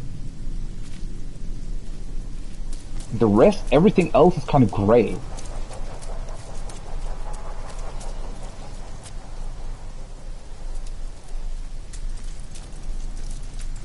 And then with these things, I wonder what that is on their back. I mean, it has to be some sort of battery, right? Or something that either produces, stores, or exhausts power. Exhaust heat. Maybe it's some sort of cooling system, technically, right? If this planet's very hot, and these are mechanical beings, maybe it's their cooling mechanism. I'd kind of like to stay here, but maybe it wouldn't be the most intelligent thing to put my base down here. I don't know. Definitely seems to be one of the more hostile environments in the system.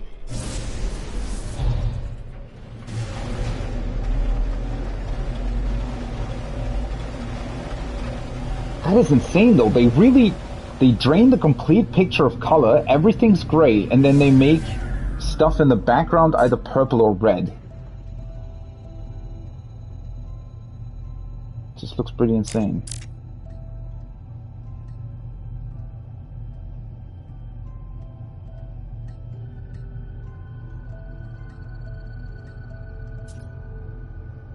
Should build it there, right? Yeah. I need to take a look at the other two planets before I do that, though. Unknown planet.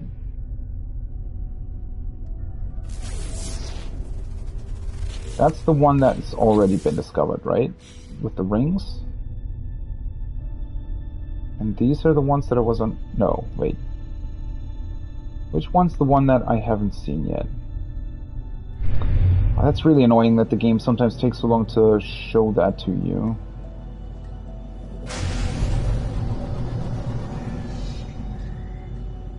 Yovan, okay, that's the one that there's unmapped infested planet, and that's the other one that I discovered, okay.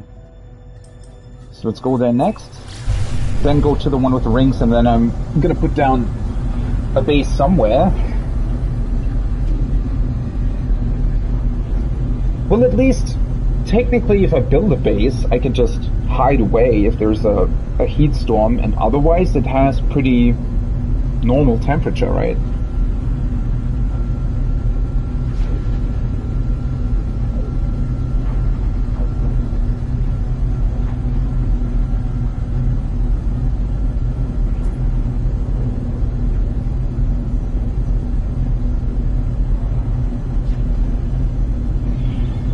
Zoinethol, age 48. Seems to be rather far away from the other ones.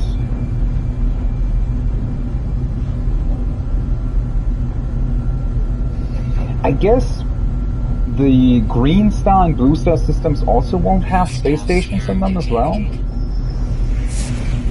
Kind of reminds me of the warp systems, not warp systems, the wormhole systems in EVE Online. Because they also don't have like a central hub, usually. It's pretty cool.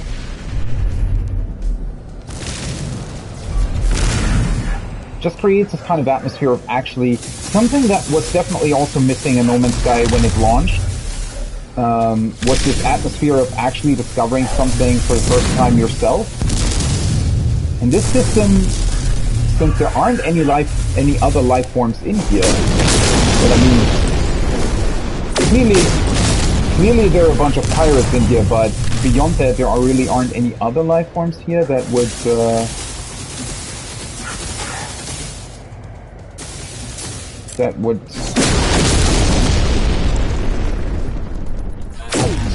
build stuff here. At least for now, it seems like all of these planets also don't really have any sort of stations or other stuff already on them. So it just really creates this cool feeling of being in this small pocket of space where nobody else has been. Except for this one. That actually makes this even cooler, right? Thinking about, oh, there was this one guy here, or girl, 4 years ago, discovering this one planet, sort of maybe only flying through, not really doing that much in the system, and now I'm here, and nobody else was here except for maybe a couple of pirates in between those years, and it's a very, very cool idea. Wait, what is that on my... That's some sort of rare plant? This also looks pretty awesome. Actually, can I land here?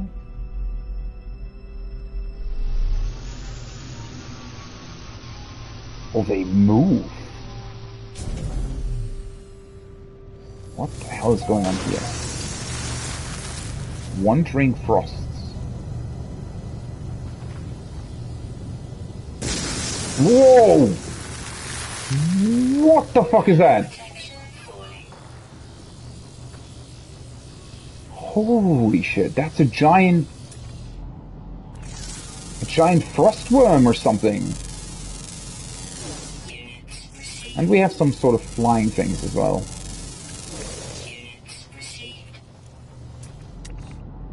Titan worm burrow. Oh, so they're called Titan worms?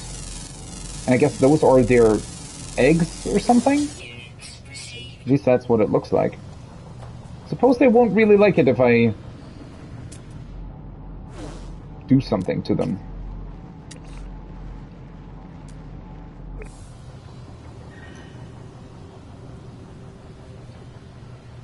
Yeah, I don't know why they call it infested. I mean, well, maybe it's because of these things, right? Maybe these are supposed to be an invasive species or something?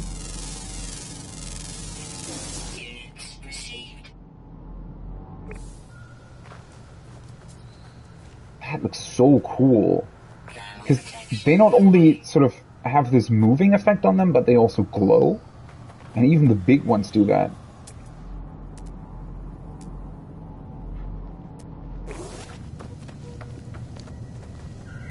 What's up with the big worm, though? Came here once and then just vanished? I wonder if that can be very threatening to you. I wonder if they can actually deal a lot of damage.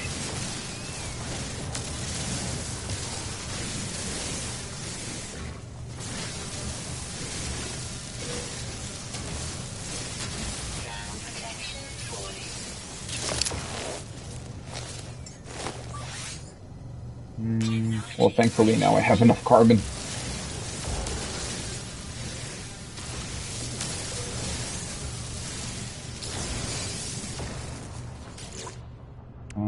Fragment.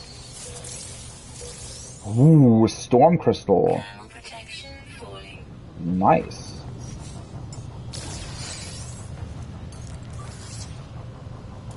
Technology recharging.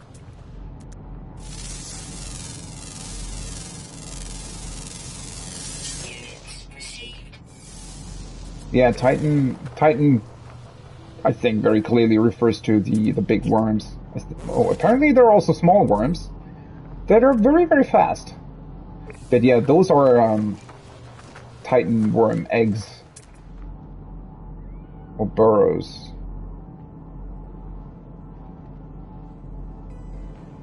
And then there are also, I saw a couple ones over here as well, I think. Something that is sort of glowing white. These things. Frozen tubers.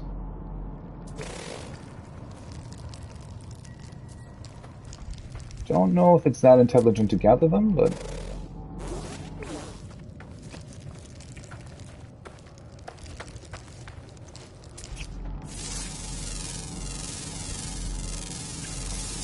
bunch of smaller worm... like, wait. Did I actually scan the worm? No. They look... actually looks kind of funny how they move. Thermal protection falling. Oh, this looks crazy. It's so cool when these structures are like really, really gigantic like this. I don't know, that has such a... because it completely changes sort of how the planet's surface looks like. That's really, really awesome.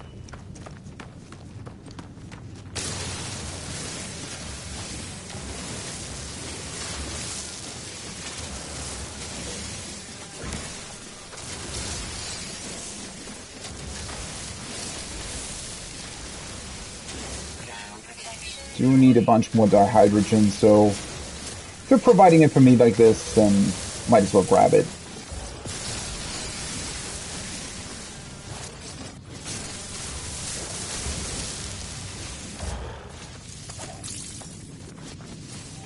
Grab this as well.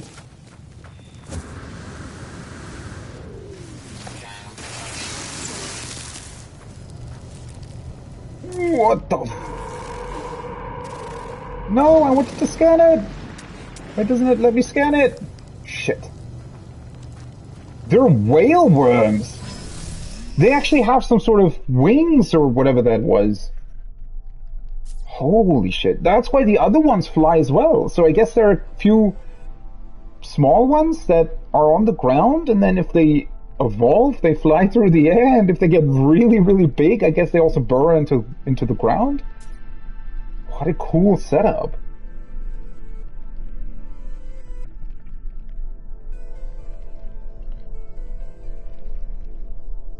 Yeah, it looks sort of like an evolved version of the same species, right? I guess the game does count them separately, but because there's this basic worm. Guess that must be their first stage, basically. And then we have the upgraded worm that's flying through the air, and then there is like a third version that is insanely huge.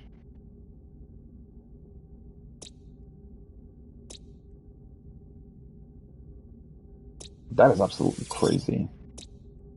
Man, what a cool system. Well, I guess it has to be, since it's a red planet, right? In a way. But that is quite awesome.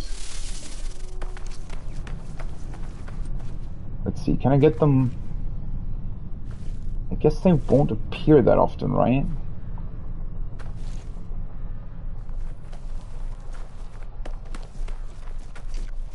Oh, I also need to check. I might still need more dihydrogen at some point.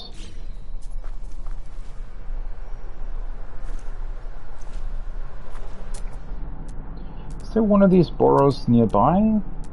So maybe that's where they'll appear. Thermal protection falling. There's also just a bunch of these. The way these plants are stuck together actually makes it quite hard to traverse this planet compared to other ones. That's also pretty awesome. I guess I could... Oh. Coming blizzard? I was gonna say I could just wait for another one to appear, but if there's going to be a blizzard, I guess... Maybe not. Well, I'm gonna come back here anyways, to be honest. I mean, the system in general is really, really awesome, so... If I have a means to come back here via portal or teleporter, then... I'm definitely gonna do that. Okay, let's see. Where's the last one? Where is the... Wait, where are the other planets anyways? Oh, there it is.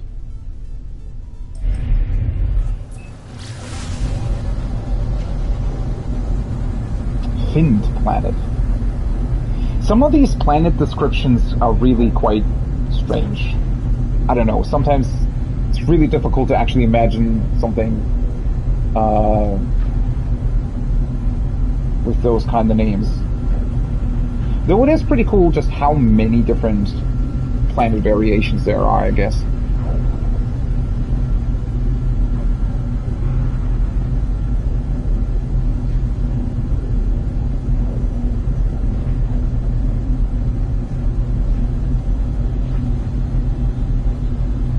The only thing that I still wish that they would have done is that sort of the meteorite fields and whatnot would be, the asteroid fields would be connected to the rings around planets. That would be really awesome. If those would be specific, I don't know, asteroid fields you could fly through and mine. Though then again, I actually never tried to fly into one of those rings. Now that I think about it.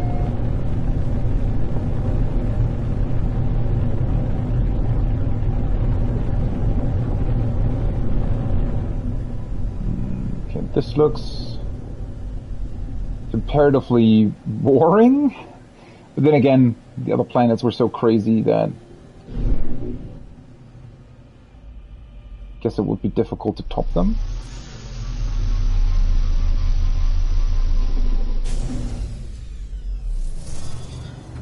What's this then? Indetectable burning.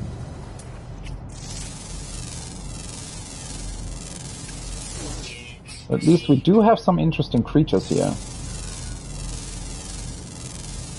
And whatever oily shell this is.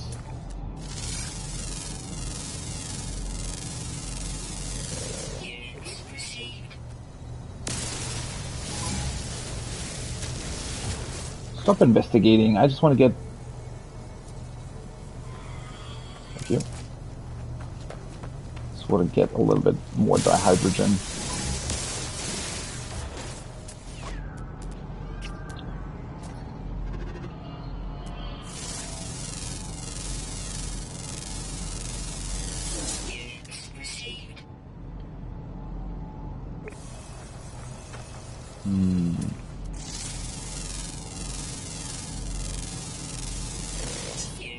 This planet almost seems a bit too normal for the system. I mean, not that it's really normal, it looks somewhat strange and there's purple stuff flying from the ground into the sky, but other than that, I wonder if it also has... I mean, if there's indetectable burning, whatever that means, maybe it also has some sort of heat storm?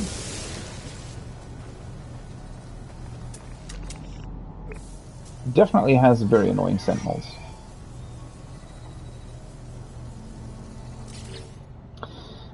So if I wanted to build a base, I guess I would need a base computer,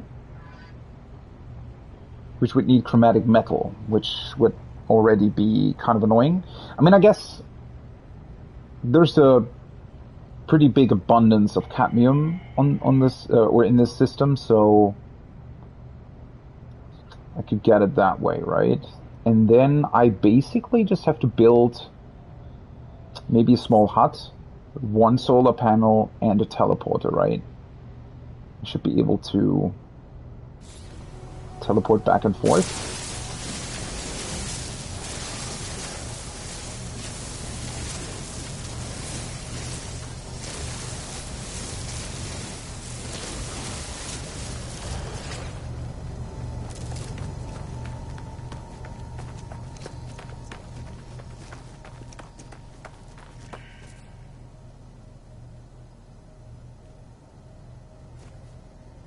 This also seems just very quiet. I mean, there's... Again, compared to the other planets in the system, there really is not much going on here. Just have a couple of peacefully flying... Butterfrees? I don't know what they could be, but... Because they look more like flying paper, almost.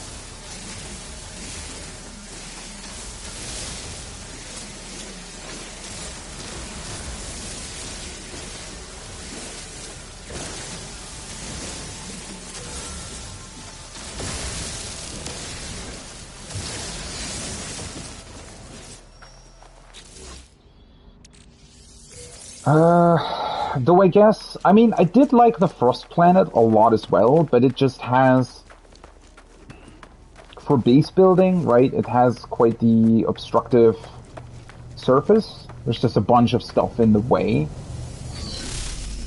I mean, I'm not gonna build a big base. Oh, shit, my launch thrusters are empty. Let's just get rid of this.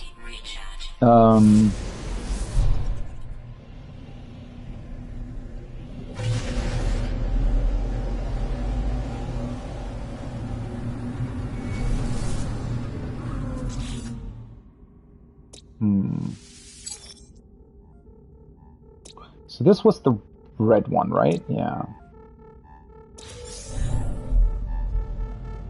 Oh, that's just the music. I was gonna say, what the hell is happening now? The other ones were...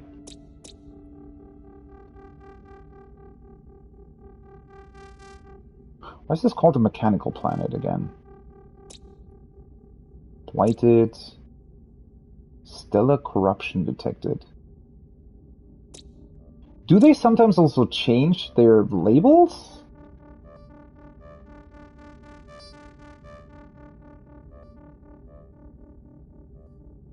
Yeah, origami birds, that's actually a neat description for them. That's true. They very much look like that, right? Sort of made out of paper? I don't know, something about the way they fly? And the thing with the comets, yeah, that would be pretty awesome. There are some, like sometimes things crash down on planets, but I think it's always just these mechanical, like these containers, right, that contain nanites. I guess they could definitely do more with that.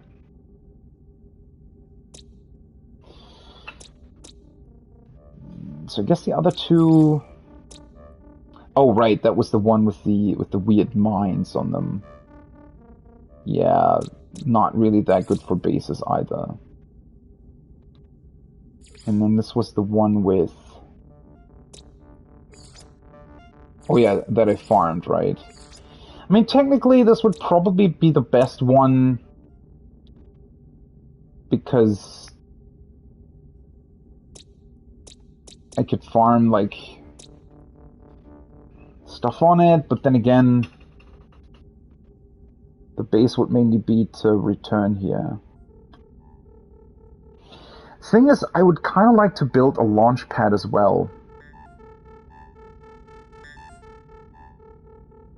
But yeah, let's go back to this one. The Honeywall. It was the craziest one out of the bunch, I think. And even though it might be annoying to build a base there, I kind of want to try. Okay, now I just need to find it again. Why is it sometimes that's really, really annoying that the game very frequently just doesn't really show you what kind of planets you're looking at? I don't know if there's a way to bring it up either. Warning. Threat detected. Hostile ships approaching. Do I still have... Ah, well. I definitely still have enough inventory space. So as usual, Unfortunately, there are a lot of pirates in the system.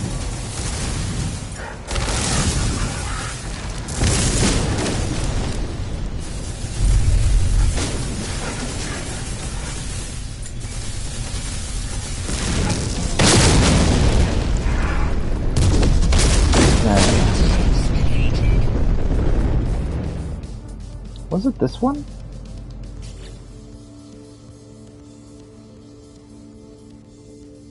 The problem is that both Jovan and Hannibal Taba look very similar. It might have been that one.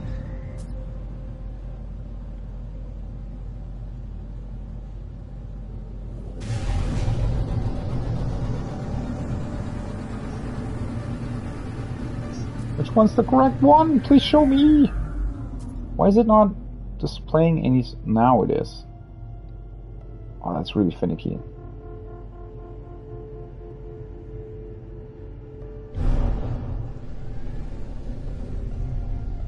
Why is it...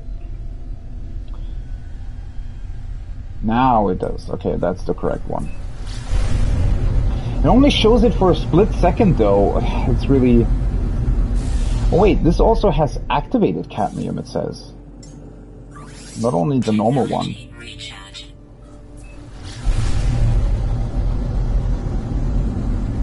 Phosphorus, sodium. The problem is, I think it would actually be quite difficult to get more chromatic metal and stuff. Oh no, the chromatic metal I get through cadmium. I do get carbon. I wonder if there's going to be some sort of element that I need that is difficult to get here. Well, I guess I'm gonna see as soon as I put down the base, right?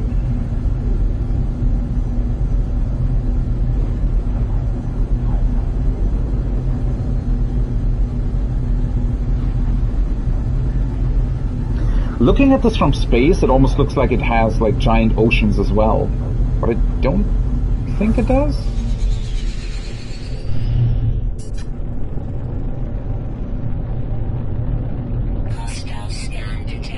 Again?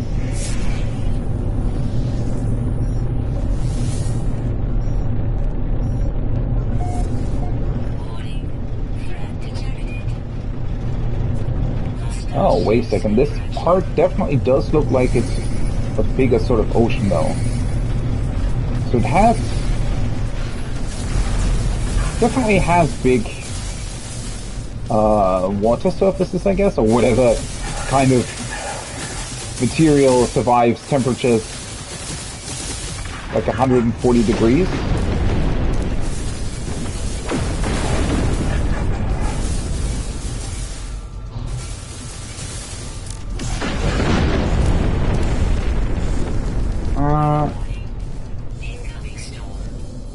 Oh god.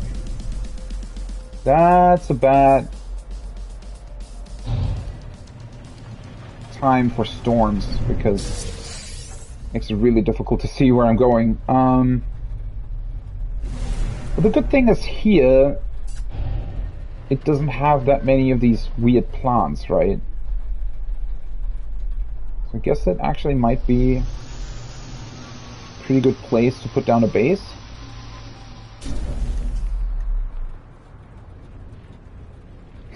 Make millions of it and drive the economy into the ground? Yeah. Well, I'm probably going to do it at some point.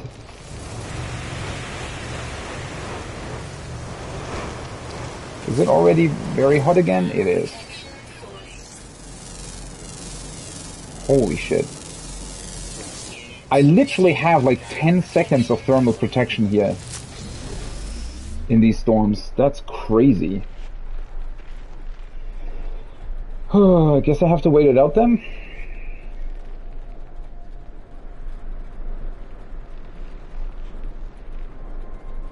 It's a bit unfortunate that it literally began the moment I put down my ship.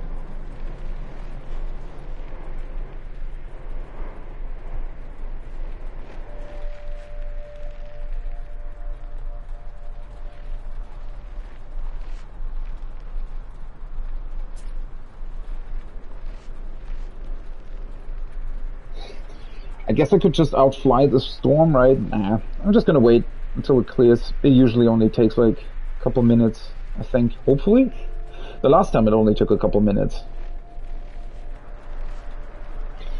I really need... Well, I guess now I have a reason to get better heat protection as well.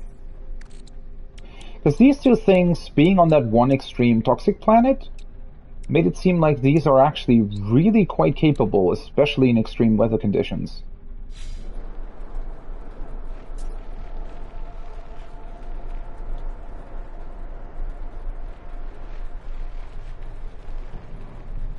The activated cadmium, yeah, I definitely want to do that in the future, just not quite yet. I mean, I don't really have anything to spend the money on, so I feel like it's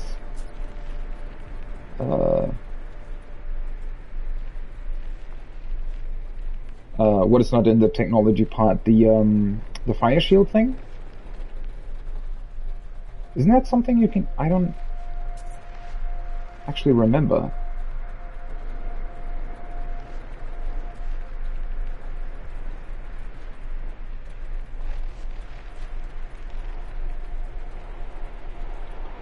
Poor other systems with their economy. Well, I guess it would be their fault for buying it, right? Huh. That would be cool if I could create some sort of automated factory here that just mined it and then sent it back to myself, or back to my previous system. I guess there is a way to do that later with freighters, right? At least you can sort of hire things, or hire people to go on missions for you. I think that's a thing. At least it sounded like it was.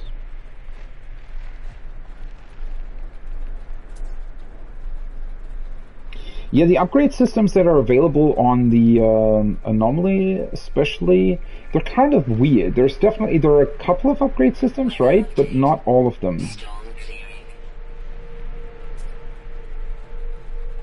But then again, you usually get the best upgrades through sort of random finds anyway.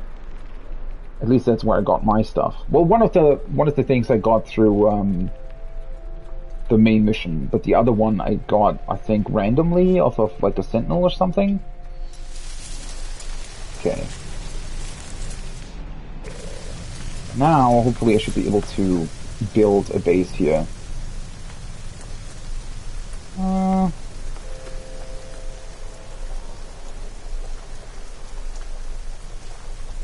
Just a question of where do I put it down. I want to put it down further below.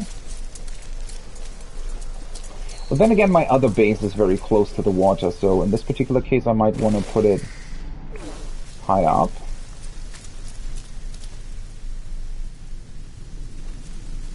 This planet is... This color scheme in general is already really crazy. Yeah, let's try to put it down here. Base computer. Oh, that already requires chromatic metal. Well, I mean, there's a lot of cadmium here, right?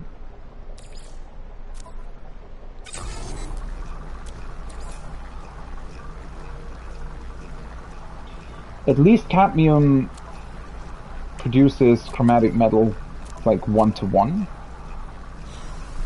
which is pretty awesome.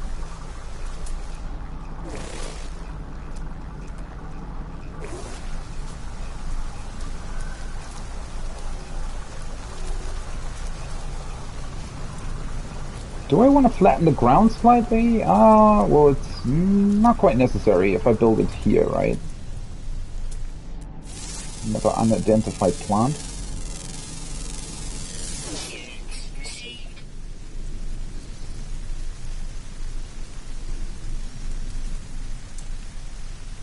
Yeah, the freighter expeditions, I think that's what I was talking about. You can do...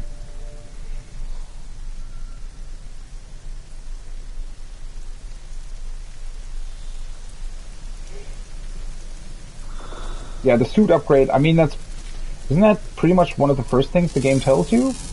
Does the game tell you that? I think it was one of the first things that I discovered. Okay, let's see. Or I guess, well, it's quite easy to see once you go to your first space station, right? Technology recharge. Thankfully, that's quite obvious upgrade path. But yeah, I think the tutorial takes you to the all of the different traders in the space station and tells you what you can do there. So, or at least it brings you over. I think, yeah, it doesn't tell you about the upgrade specifically, but it brings you over to the traders, and if you look at it, you can see it, right? And then as soon as you visit the second system, you realize, oh yeah, okay, you can get one per system, I guess.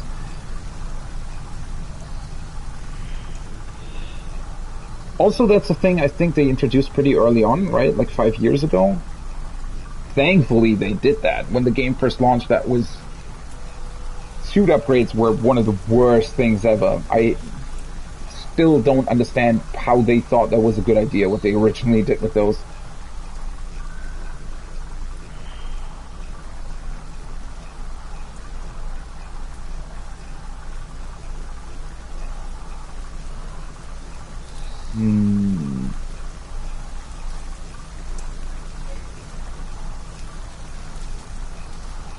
It doesn't even... The color gets so crazy. This is...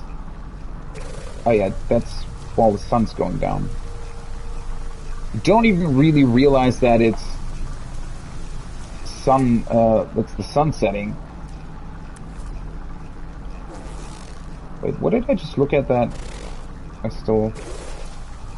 Didn't I just say unidentified plot?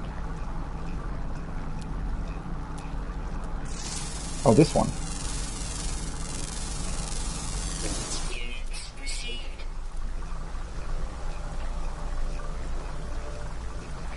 Is there a cadmium cache somewhere nearby, though? Oh, hey. Units received. I guess, is that another version of the same creature? Looks very similar. Or maybe it's just a tiny version of it?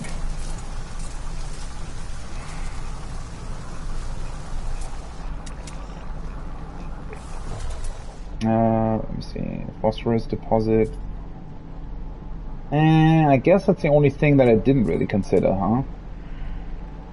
Sodium. I'm not really close to more cadmium. Oh well, I guess I can always do that, right? Magic metal. Hopefully that should be enough for most base service things. Oh god. Really?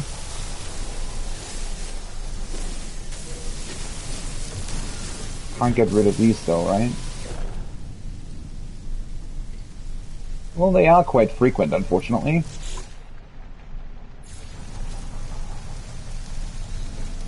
Well, I guess I can just move it later as well.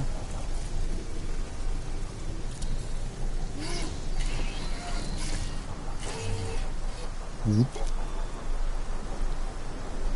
As long as I interact with it, it shouldn't technically deplete my shield, hopefully. Archive search reveals no prior claims to the site. Sonatist confirms site is suitable for construction. Flame base.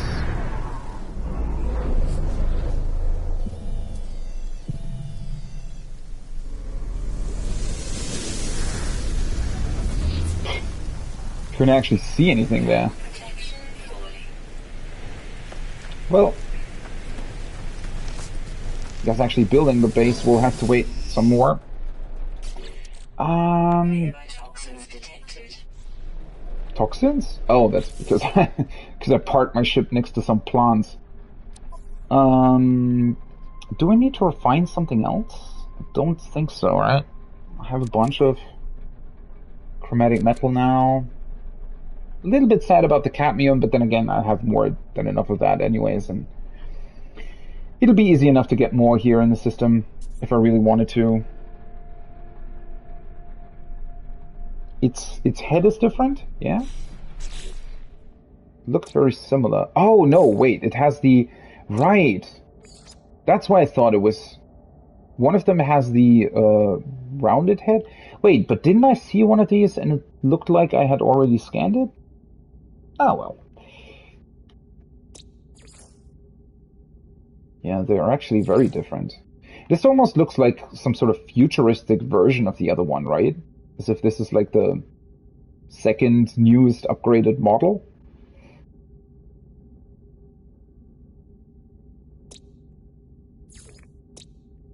Oh, I completely forgot that you have to do this as well to get more nanites. Wait, did I actually do that on the other planets where I found all the species? Was it? Let's see. No fauna. 3 out of 3 discovered. Ah, a bunch more nanites that I can still claim.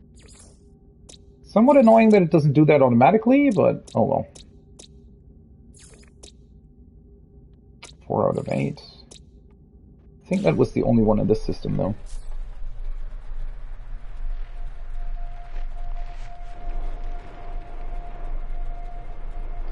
I guess there's a bunch of stuff that you can refine into nanites, right? I mean, it's kind of cool that they did that, because if you've already... I guess if you've already gotten a bunch of stuff, right, and you don't really know what to do with the materials anymore, you can just refine it into something that is still useful. That's a pretty cool setup. Whoa! Well, these lightning storms are new as well. This planet's getting crazier and crazier. Really, really cool.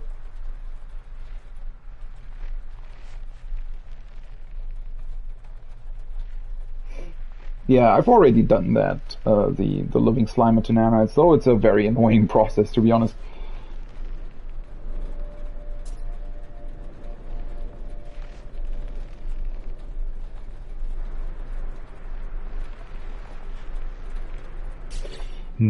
Wait, let me double check though. I think there might have been another planet where I discovered all the creatures on. 614. Ah, yeah, this one. 2000, nice. Completely forgot that that was a thing. I think that was always like this, right? From the very beginning. You had to manually,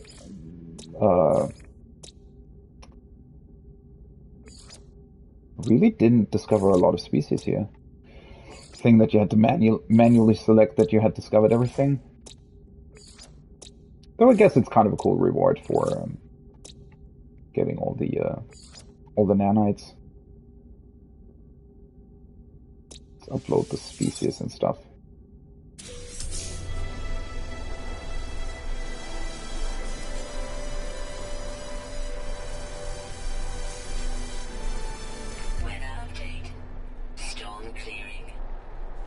Nice.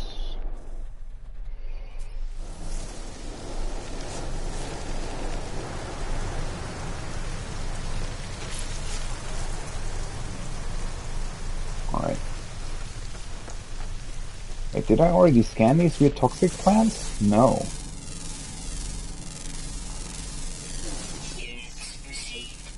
It is kind of weird though, because they're always very similar on most planets, yet they all have different names.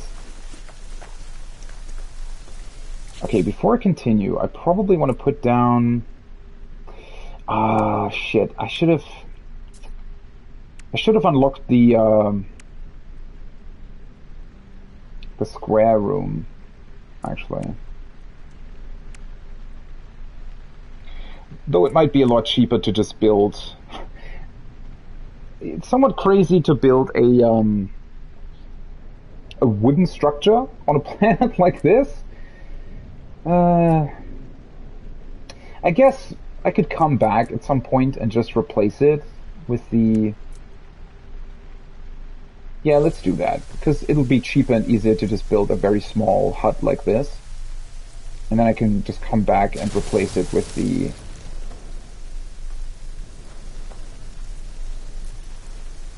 larger one next time.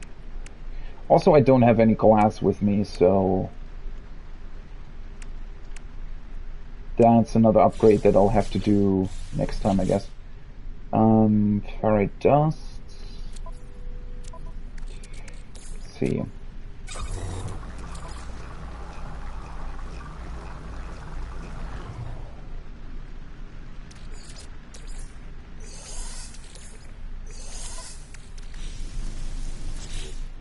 I wonder if I'll have enough stuff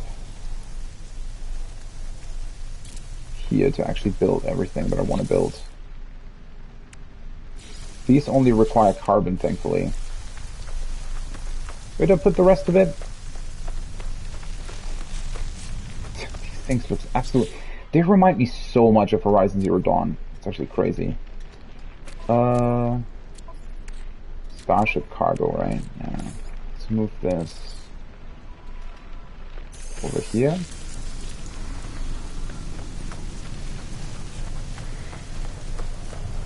I gathered so many things and now I'm already getting rid of half of it again. But having like a small hut that I can stay in during storms might not be the worst idea.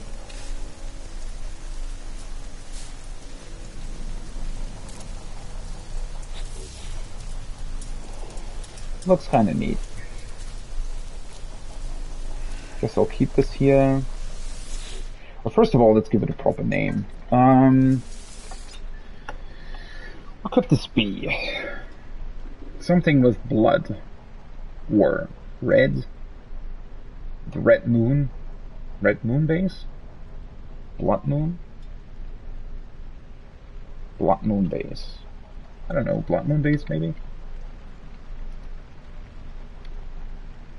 It's technically not a moon, right? But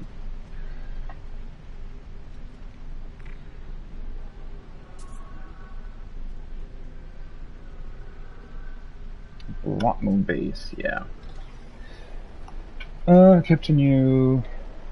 Upload unavailable. Base too small. Well, that's unfortunate.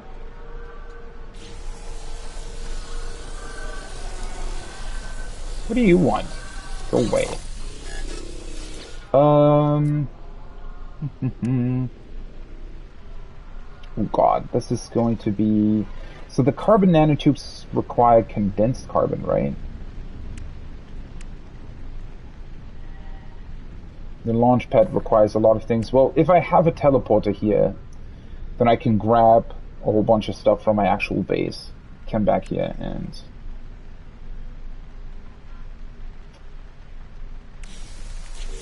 Problem is that I think... Yeah, I don't have ferrite dust with me, which I would need for the plates, right? So I'd have to collect that somehow. But most of the stuff here, I don't know, I could just harvest these things, I guess.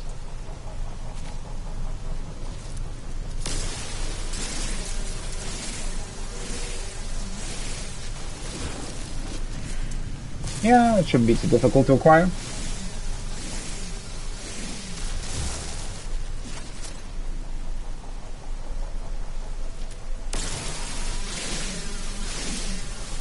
Yeah, I think I have to start with a bioreactor for now.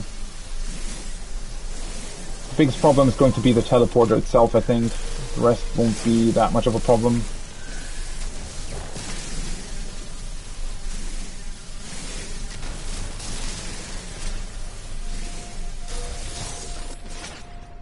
Uh, 102.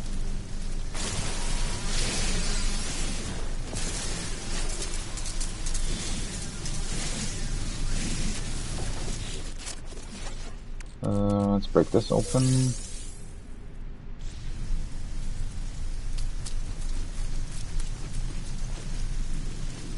Well, at least there's a bunch of dihydrogen here as well. In terms of materials, this planet is really good, I would say. Especially for base building. Just kind of unfortunate that I'm quite far away from the next cadmium site.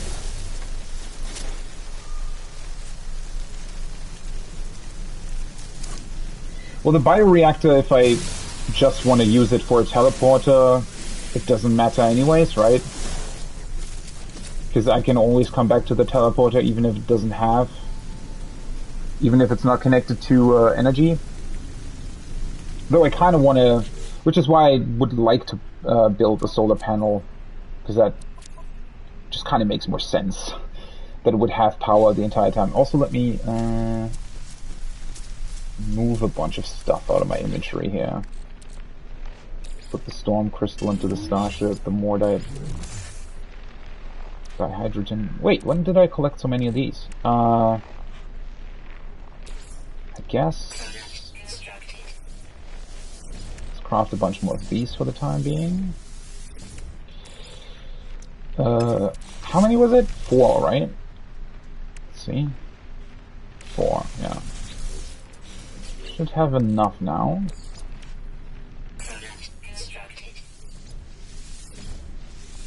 Nice, and then 2 carbon nanotubes. Perfect. And now... thankfully I still have the sodium. Wait, where's my hot? There it is. Guess I could just sort of place it off to the side, right? This. Oh. My small teleporter HUD. Well, I would need... well, yeah, I need a battery if I also need a solar panel. Magnetized ferrite. That's easy enough to get. Condensed carbon, easy enough to get here. Ah, well, fuck, I have the gold on my home planet. This one I can easily build. So I could go off of the planet, grab my stuff from my home base, and then come back, right?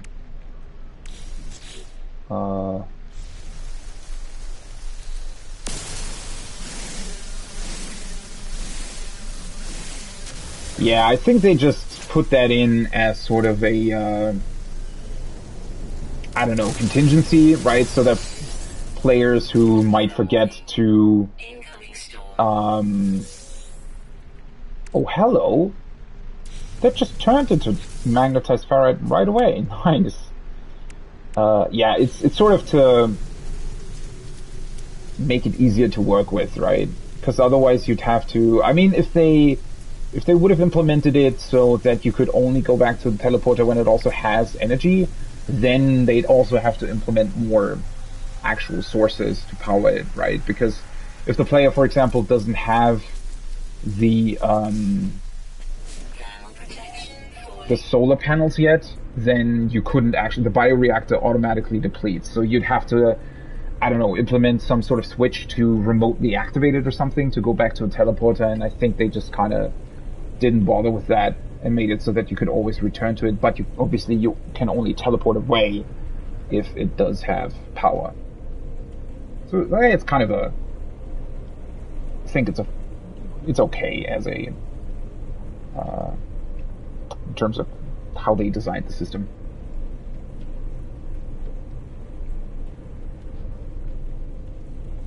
Yeah, I mean that's why I built my base to permanently power the generator, right? Because I also think that it's a little bit... it's not that logical to be able to return to a teleporter that doesn't have power. So yeah, I do try to keep them powered.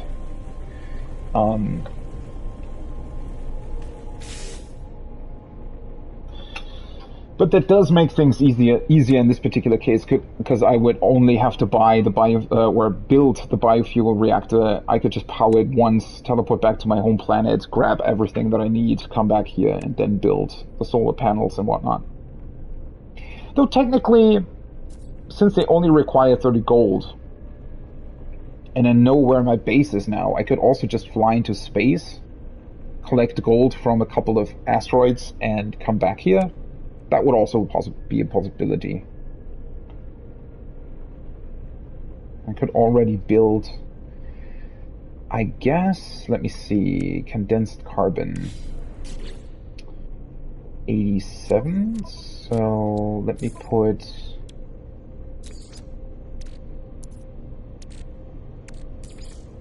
carbon in here.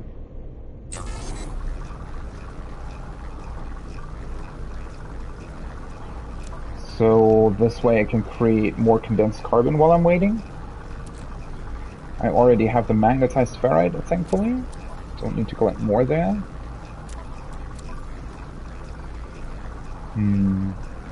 This is actually quite... I guess for these particular cases in the future, for example, if I do travel to a green star system and I want to... Because I didn't know that I wouldn't have a way to teleport back here, that I had to build a base. If I had known that, I could have just taken all the necessary materials with me, right? So I guess that's what I'm going to do next time.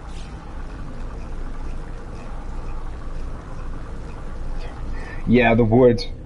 Well, I mean, it's wood that is basically 3D printed, right? So I guess it makes sense that it would... It just looks like wood, right? I guess that would be the explanation. Or maybe it has some sort of shielding power on it as well. Though in general, arguably that's one of the things that I still like least about No Man's Sky is the way the weather actually behaves. I wish there would be more of a like actual weather change, I guess, because the way it works now is that every planet sort of has a base setup, right, of its temperatures, and the only time they change is either during storms or during the night. But it would be a lot cooler if they had a proper sort of weather cycle, right? So to where it slowly gets hotter during the day, slowly gets colder at night, and with the storms as well, it would be cool if sometimes it would be like a light storm, so it would only get, let's say, 60 degrees hot, and sometimes it would be a lot stronger, and very, very rarely it would be an actually really strong storm. So it would be cool if they did more with that. And also, I think it's possible for planets to have like two different things going on at the same time, because I have seen planets that are freezing but can also have heat storms, right? So that is a thing. I don't know, it still feels like it would be cool if it had a little bit more variance to it, I guess. But then again, I also think that it's probably quite difficult to create a system like this. But yeah, it would be pretty awesome if you could create some sort of small dome or something, right, around your base on extreme environmental planets, and then you could only build your base in this dome, and everything else would be annihilated basically during a storm. That would be pretty awesome. And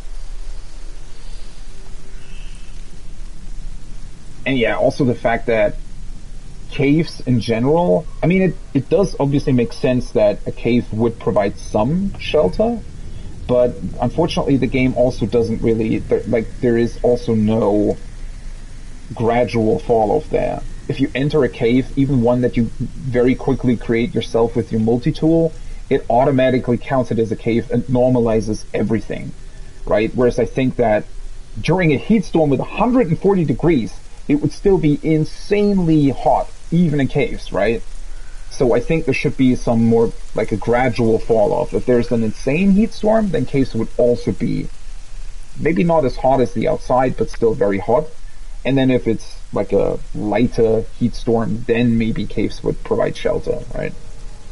It would be cool if it would be just more stuff there. The sort of survival elements are very, very light and very very basic in their structure.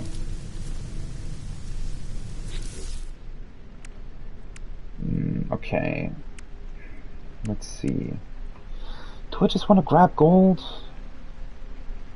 Well, it would be kind of boring to just... Especially since I already have the... Well, I guess let's build the battery first. Let's see... Condensed carbon. Plug down the battery. I think I'm going to put that into the house, though. Alright. And then... Man, that's actually annoying. I only need gold. I guess I just could try to grab some gold out of the atmosphere. Or, well, not the atmosphere, but asteroids close to the planet. More diet. Yeah. It's unfortunate that I didn't take anything with me. Oh, maybe I should also... Wait, let me... This costs 2 metal plates? Or does this cost 2 as well? Do I still have sodium? I do.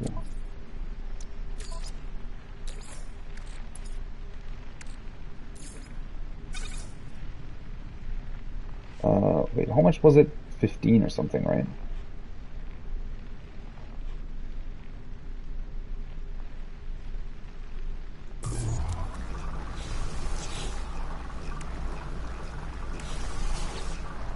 Two metal plates. I need more ferrite dust.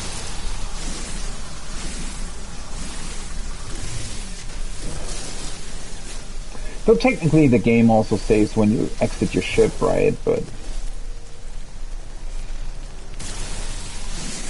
I guess it makes sense to put a safe beacon.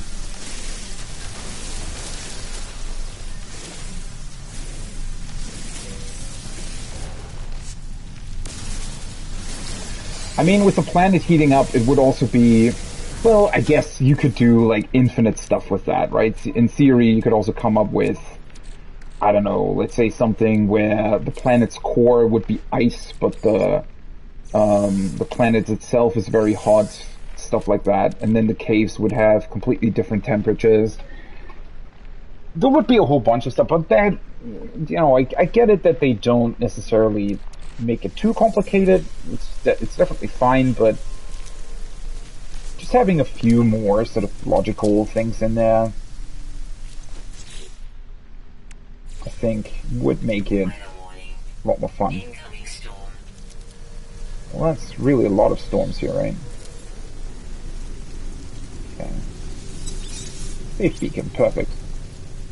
Well...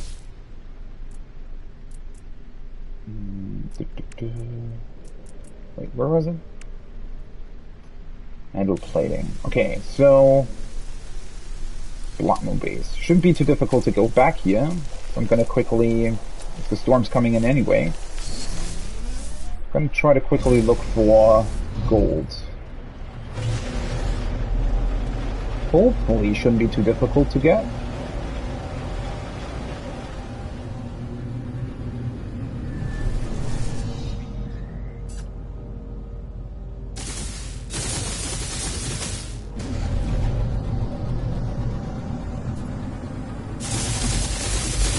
Oh, I should make sure though that I have 2, 3. Ah, well, I do have slots still.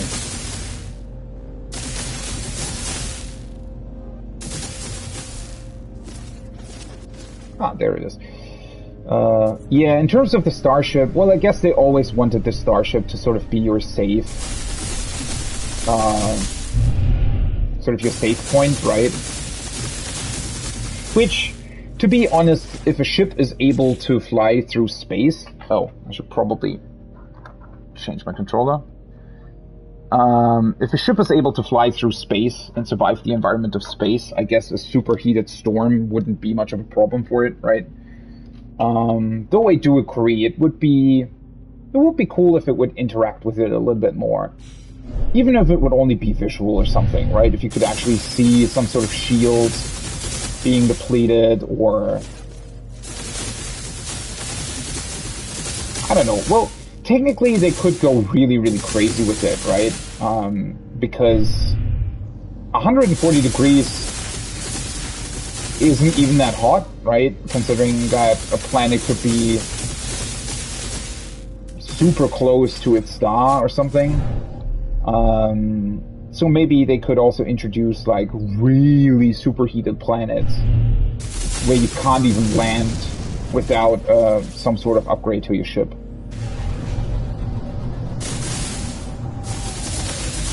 Though then again, I guess these types of systems here with the like red stars and blue stars and stuff, I think that's kind of what it's supposed to be, right? You need like they kind of did it a little bit weirdly with building it into the hyperdrive and making it so that your ship gets damaged otherwise, right? If you don't have the correct hyperdrive. But I guess it sort of follows the same idea that these systems have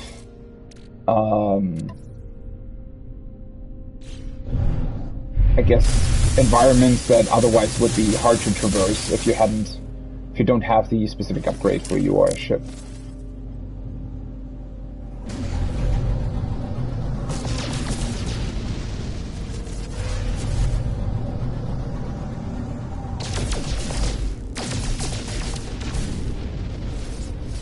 Why is there platinum here? I need gold. Don't even need that much.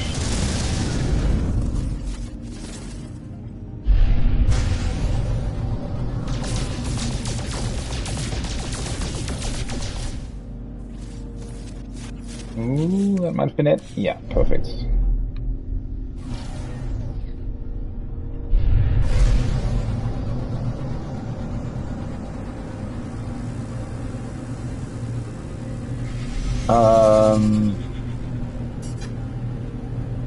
There are probably a lot of mods for a PC, right? For No Man's Sky. Though then again, I don't know how much they allow because it's technically always online, right? Oh, that was perfect. Storm took just long enough for me to gather the gold that I needed.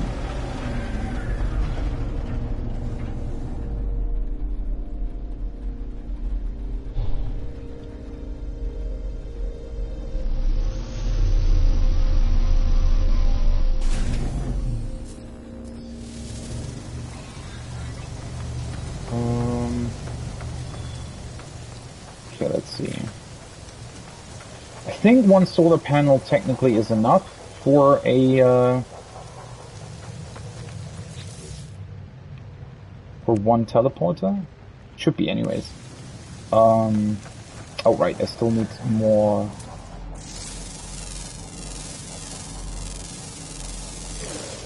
ferrite dust though.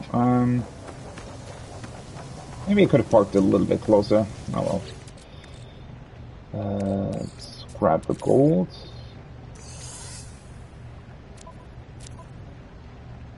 Don't need the platinum. Assume pure ferrite. So now I need just a bunch more ferrite as well.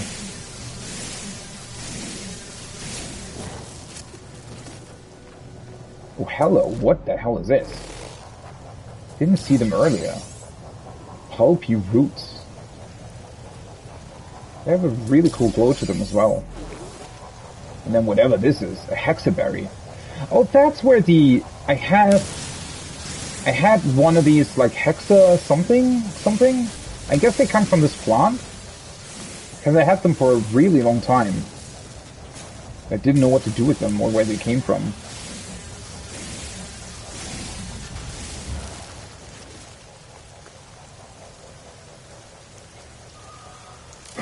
Remove refiner sounds? Okay.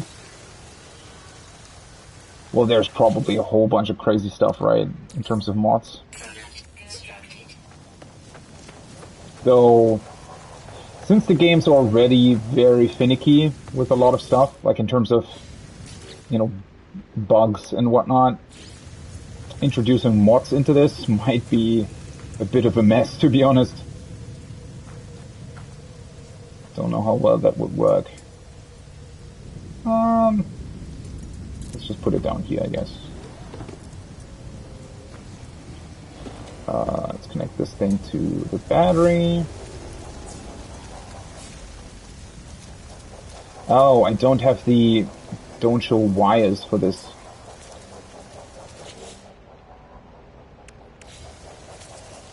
So I think the teleporter technically only requires... Wait, what's its power draw?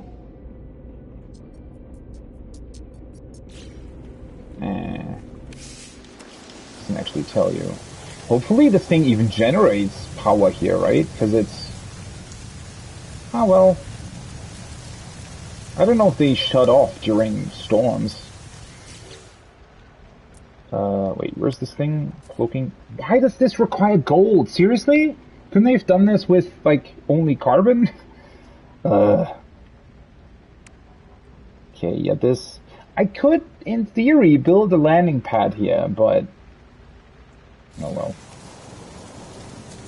That would probably be quite annoying. Hey, I can actually upload it now. Nice.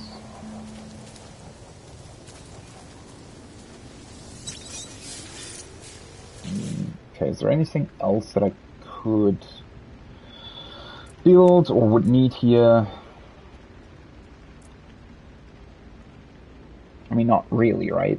It's really purely for letting me teleport back and forth. I mean, at some point down the line, I would like to have a launch pad here, I guess. But until then, it should be fine. Could put a wall light into the structure, right? Though the crazy lighting that's already going on here. Let's see. If I make it smaller, maybe something like this. Almost looks like a sauna in here. Because the light also, everything's just red. Red and gray. Okay, let's see, it's... Oh, it's only 10 p.m.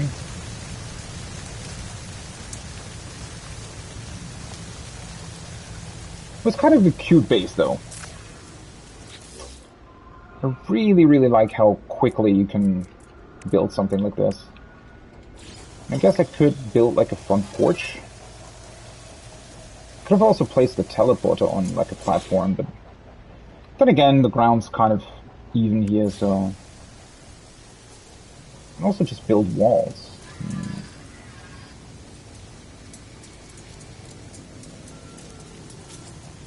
Oh well. Another one? They're very, very frequent here, huh?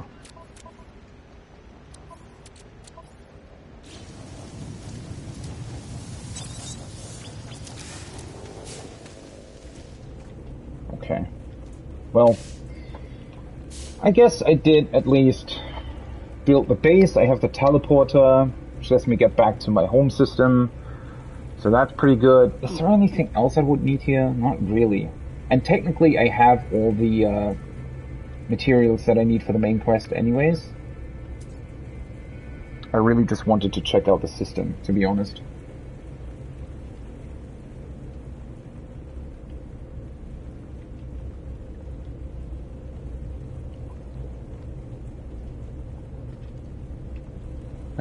You can teleport with the Nexus, right? Yeah, but I wouldn't be able to get back here though, right? I would, normally, yeah.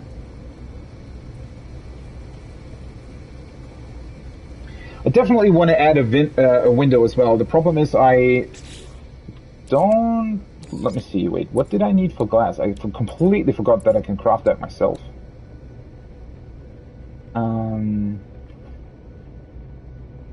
I can refine it, right? Refine from silicate powder. So I can refine this stuff into glass, correct? So I could have already built the window? Ah, well. I did actually forget about that. Could have definitely done that. Though thankfully you can, like, at least see through the door. And it's a very small HUD. I guess I can expand on it next time. Let me see, is the autosave correct? Yes. Ooh, I think I went way longer than I originally wanted to. It's kind of annoying when the game crashes and the stream dies, because it doesn't show me the actual time. Because I think I streamed for like 10 and a half hours or something. So yeah, that's... Well, I did a lot. I mean, I think I was somewhat far with the base expansion quests. I don't know how long they actually are. Seems like they're very long. But I also did quite a lot with the main quest. I had my first interaction with whatever this Atlas thing is. I have an upgrade to my warp drive, which is pretty cool. These red star systems are going to be interesting to be in and discover. It gives me access to a whole bunch of new materials and expanded my base with a second base now.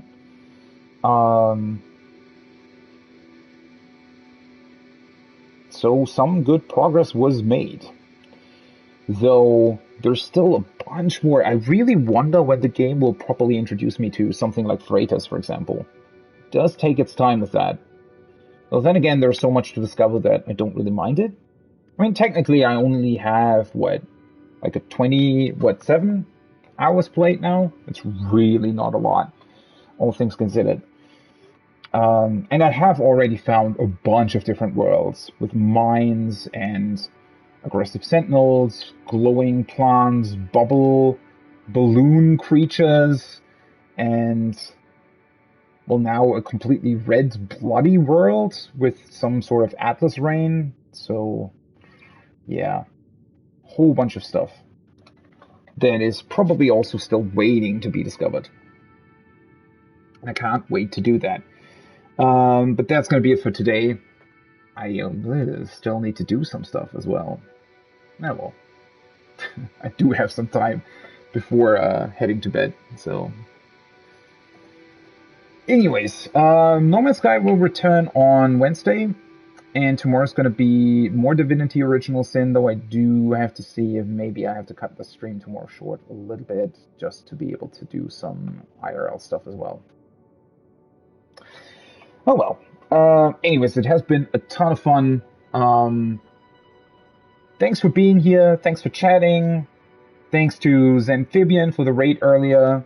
As always, it has been a pleasure, and I hope you have a great rest of your evening, morning, day, wherever you are. And maybe I'll see you on the next one.